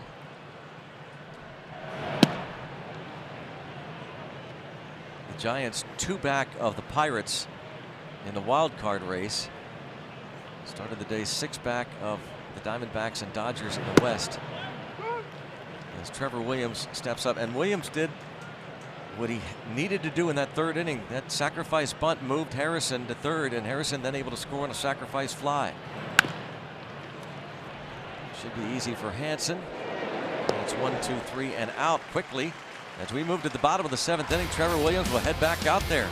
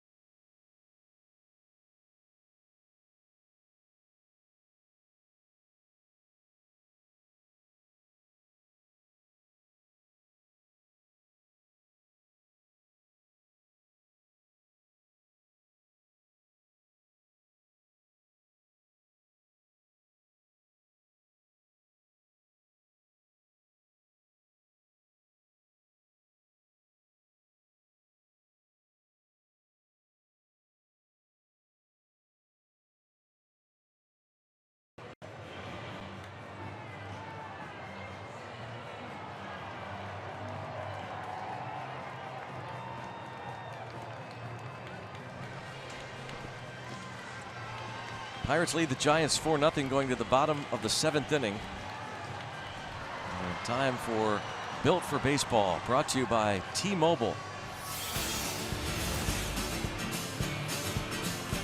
How about Trevor Williams? Man, I tell you, he just continues to do it. He challenges guys. He pitches off a fastball that's just, average velocity, changes speeds with it. Like I said, first time through the lineup, he threw the fastball from 88 to 94. And, some with more movement than others. That was big right there with 1 out. Just the last inning, bottom of the 6th, and gets a little help from his middle infield, turning 2, which gets him pitching into the 7th. And first sign of trouble, we would see Edgar Santana.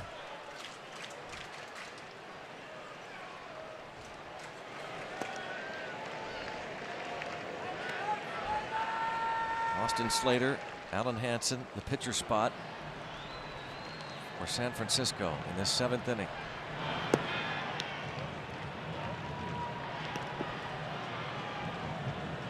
Slater has one of the 5 hits even at 5 apiece.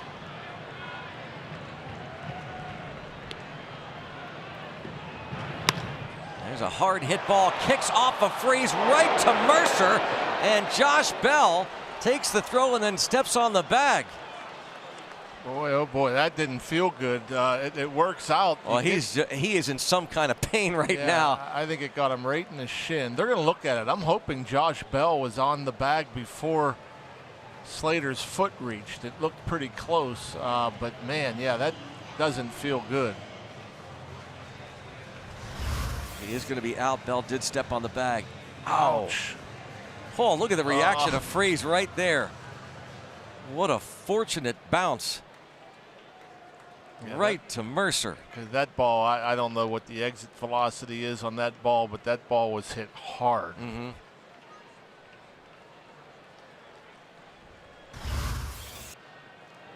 103 miles an hour.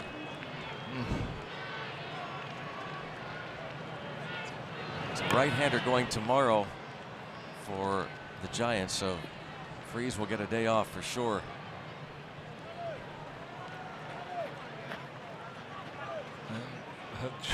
Yeah, he can laugh. Freeze probably still saying some things over there on the left side of the infield.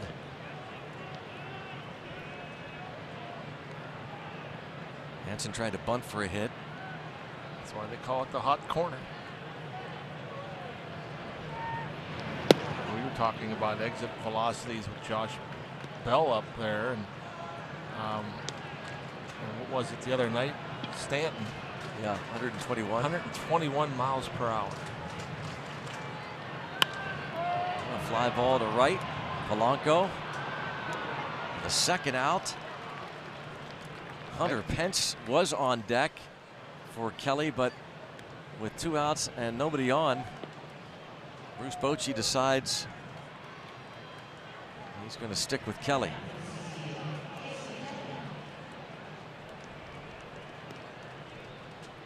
The pitcher.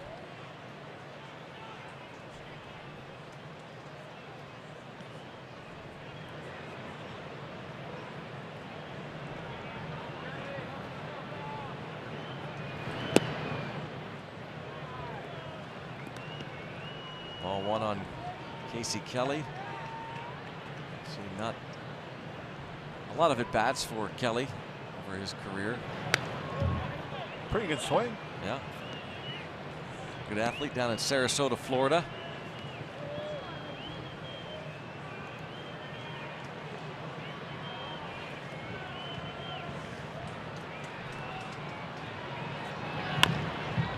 And chop to Freeze, fair ball on the move, and Josh Bell, he gets the job done over there.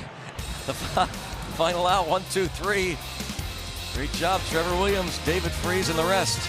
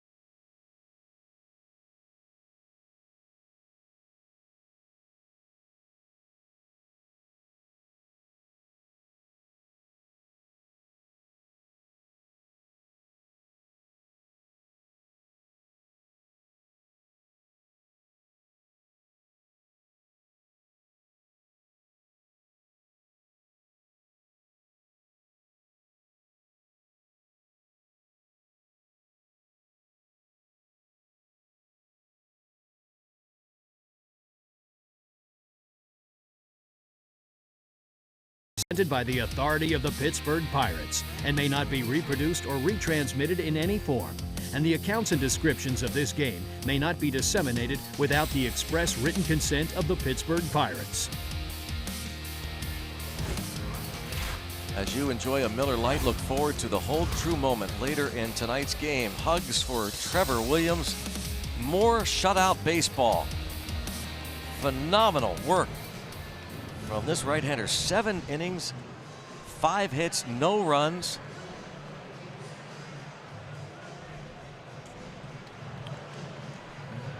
It's very impressive stuff, I tell you.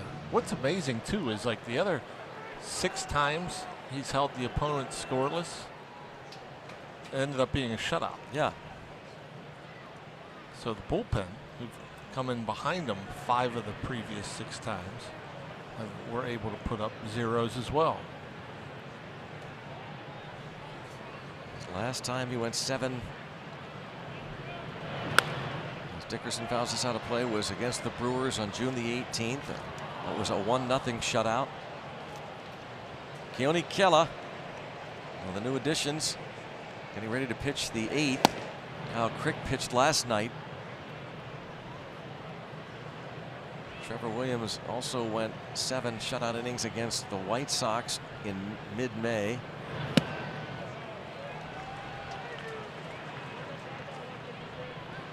So the 3rd time this season that Trevor Williams has gone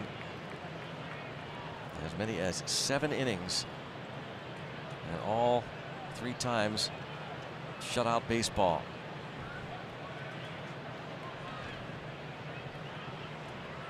Incredibly impressive. Dickerson with a drive to pretty deep center, but Duggar there. First out of the 8th. MLB at Bat is your #1 Pirates app. Customize your experience to catch every moment this season. Get Pirates home screen icons and features like the MLB.TV game of the day, pitch tracking, in-game highlights, live radio broadcasts, stats, news, and more. Download MLB at Bat today. I know you were reading, so I don't know if you saw the gentleman they had on in the stands with the P on his hat. The pirate P? Yeah, he had a P. I've never seen one. It had like 6-inch P. There it is. Oh man! Look at the size of Oh his P. wow! Extra large P. That's pretty cool.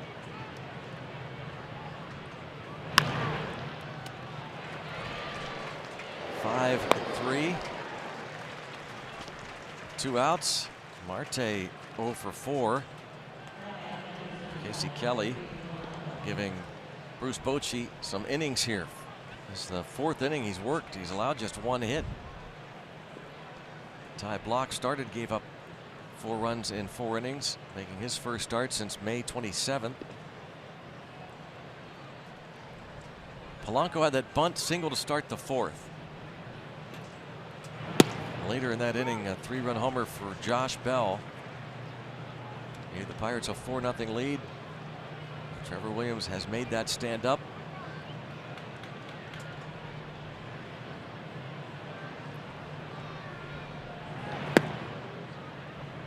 Bucks Giants tomorrow afternoon, off day Monday in Minneapolis. Interleague play against the Minnesota Twins Tuesday and Wednesday, and then back home for 4 against the Cubs, 3 against the Braves. A 7-game homestand starting next Thursday night. PNC Park went to good use today. Talking to Steve Blass, he was on hand at PNC Park. Over 10,000 people enjoyed the craft beer, wine, and cocktail festival. UpandComingEvents.com helped put it on. Help benefit the Longest Day Alzheimer's Association, JC's Foundation. We're also beneficiaries.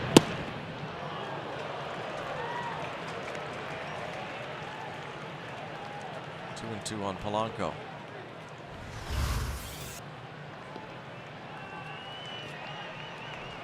Yeah, a little off balance.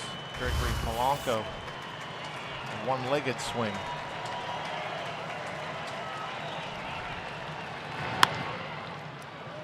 There's Hansen with a backhand play. And just gets Polanco really hustling down that line. You've seen a lot of that. Yeah. Good hustle there from Gregory Polanco, but he's retired. Bullpen will take over. Key coming on.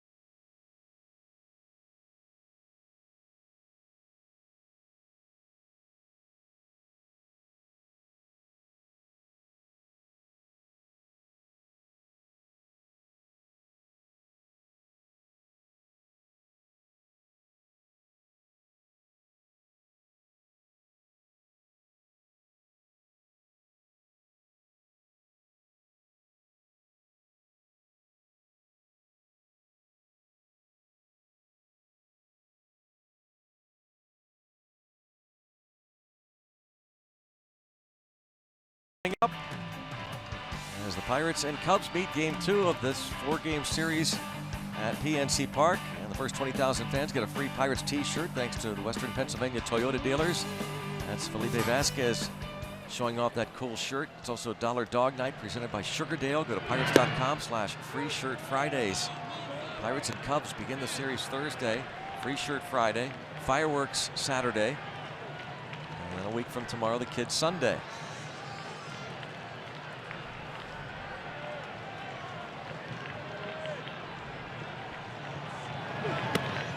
Yoni Kella.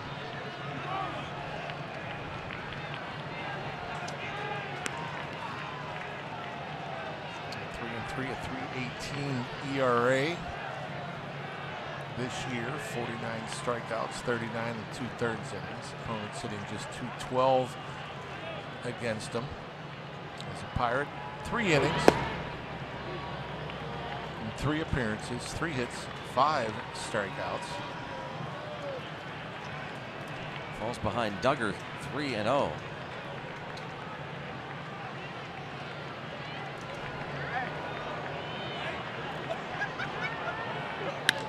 And swinging on the 3-0 pitch and driving Marte back to the track. I think the scoreboard was wrong. Oh, you're right. The first It's one 2-1. was a strike. Yeah. Yeah. So Duggar flies out. For the first out here in the 8th inning, Yoni Kella was the closer for the Texas Rangers.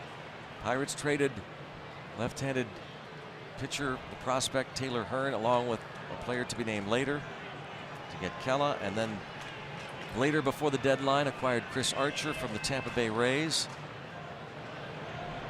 Archer will pitch Wednesday afternoon against the Twins in Minneapolis.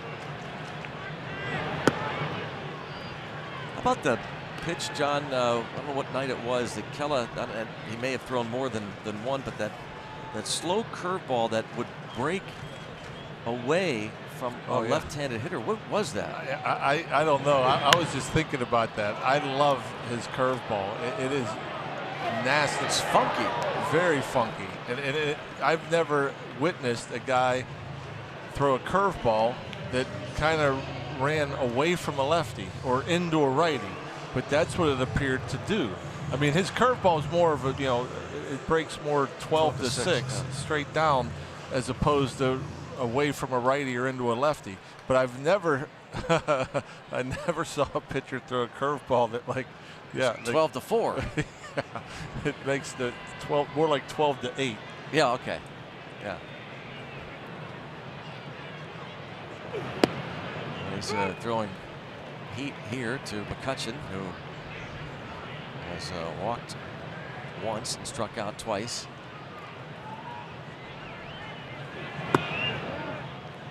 Where's that one? Man.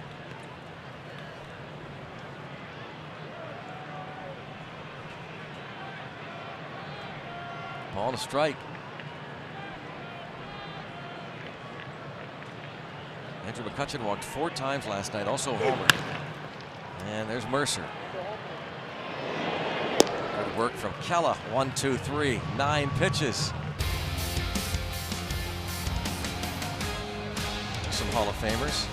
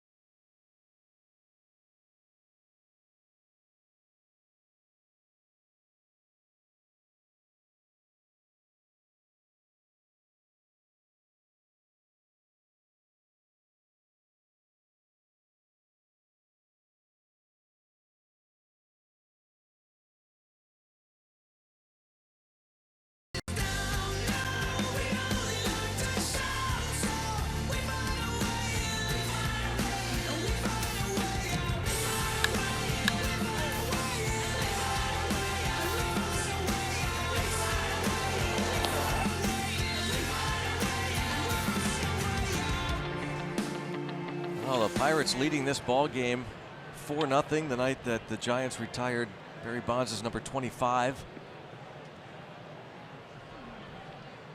A great night for Trevor Williams. 7 shutout innings, 5 hits. Keone Kela 1, 2, 3. 8th inning, now the 9th. David Freese.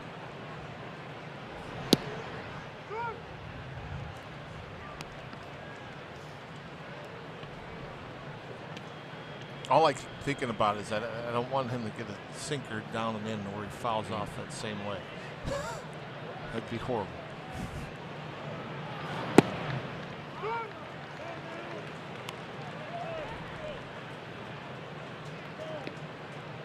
Ball that Austin Slater hit in the bottom of the 7th inning.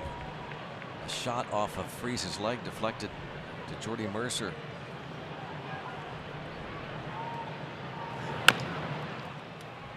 Kelly going to get another out. He's been tremendous in relief.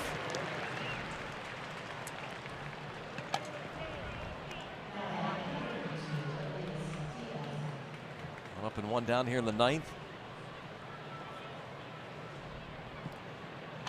Felipe loosens. Non-safe situation, but he's going to come on for the 9th.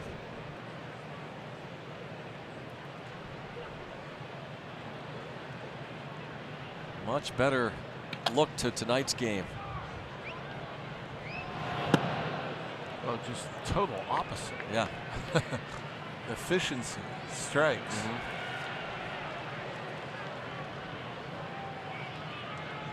Working ahead in the count.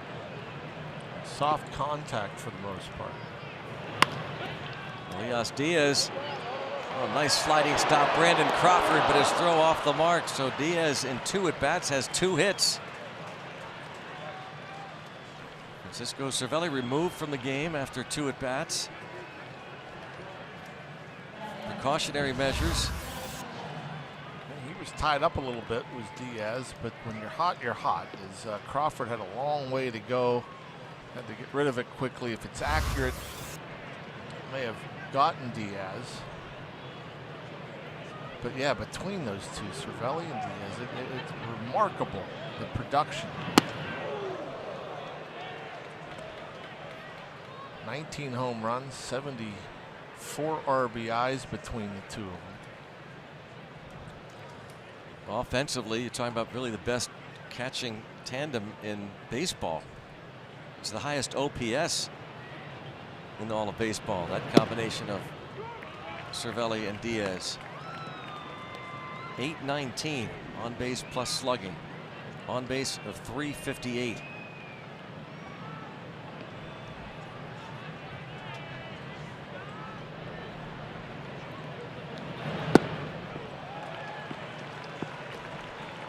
Talking about a good breaking ball. That was a good one there from Kelly.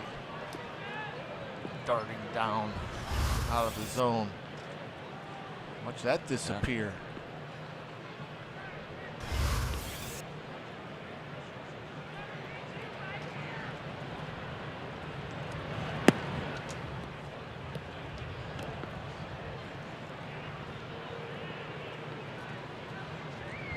Jay walked and scored the first run of this ball game.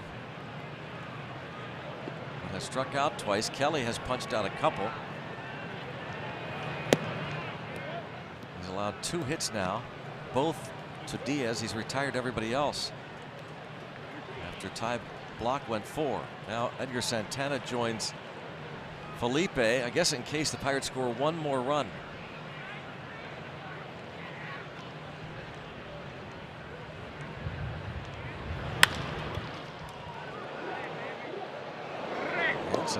Forgot the outs. I guess he thought there were 2 outs. Or thought there were 2 outs, forgot there was just 1. He had a chance for a double play and ignores Elias Diaz. One of the raps against Alan Hansen when he was a Pirates minor leaguer was how he would at times not know situations. They disciplined him a couple times. He was a minor leaguer. And you can tell by the way he fielded that. I mean, when you're looking to turn a double play as a second baseman, you're not going to charge that ball like that. And almost cost them a run, but McCutcheon able to make the catch in shallow right. We head to the bottom of the 9th. 4-0 Pirates lead the Giants.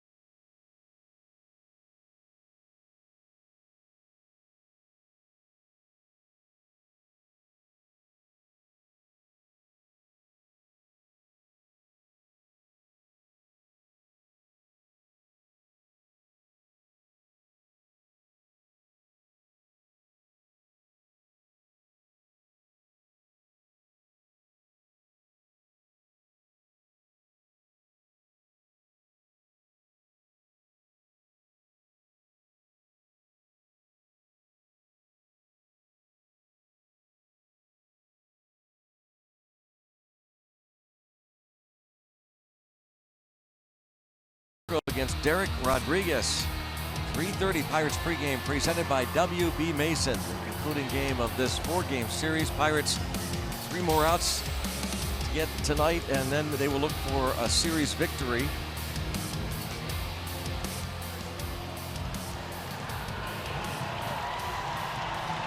And here on a beautiful night San Francisco, California.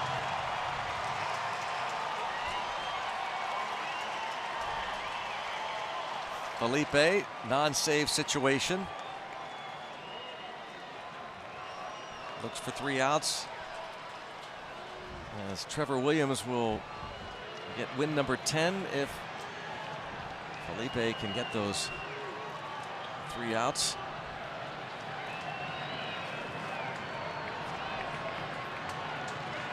There's Buster Posey, 2 for 3, lined out his last time.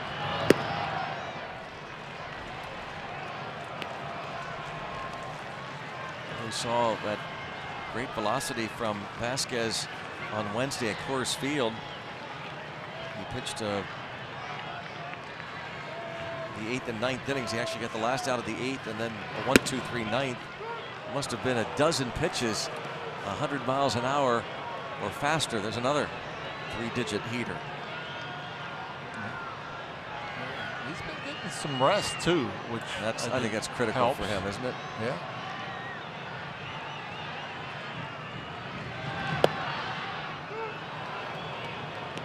That's nasty. That's some late bite on a 90-mile-per-hour breaking ball in a perfect location.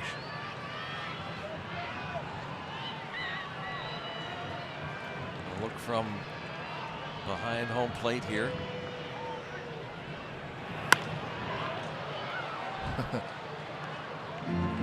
Fouling it off isn't easy.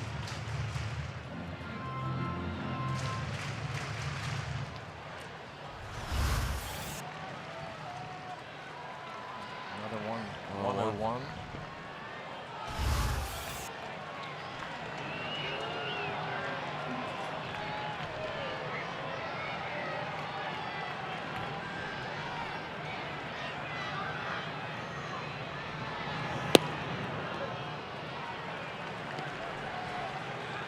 Two.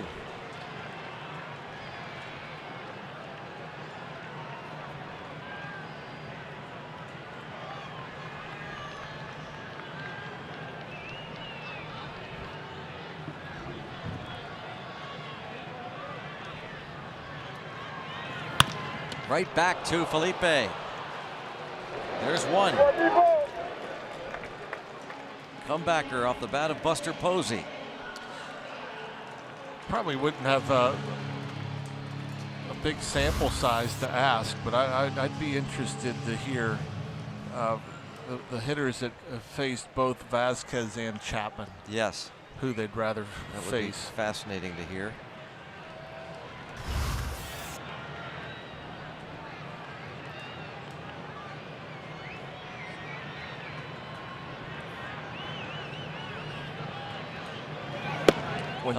When Chapman was in Cincy, I didn't always trust their gun, but there was like 104, yeah. 105. They always seemed to have a faster gun than some other places, but still.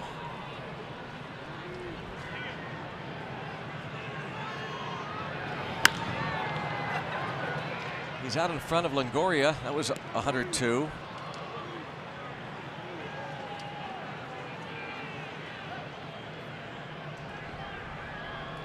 Three teams in baseball coming into tonight have as many as a dozen shutouts for their pitching staffs. The Cubs, the Indians, and the Pirates. A base hit to right for Longoria, his second hit. I guess he would be a guy that would know. I'm sure he had to face Chapman the last couple of years in the AL East.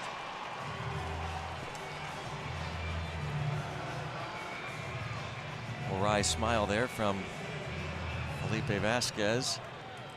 He now faces Brandon Crawford.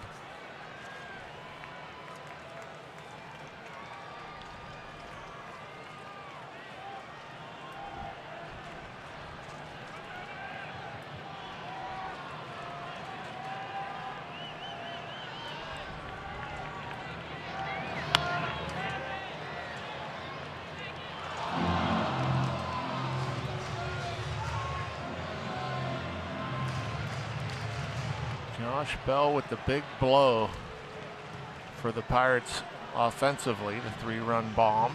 The insurance after the Pirates had taken a 1-0 lead in the third on the Corey Dickerson sacrifice fly.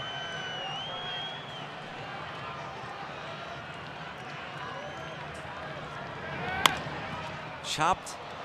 Jay will get one and first and raise the Jolly Roger.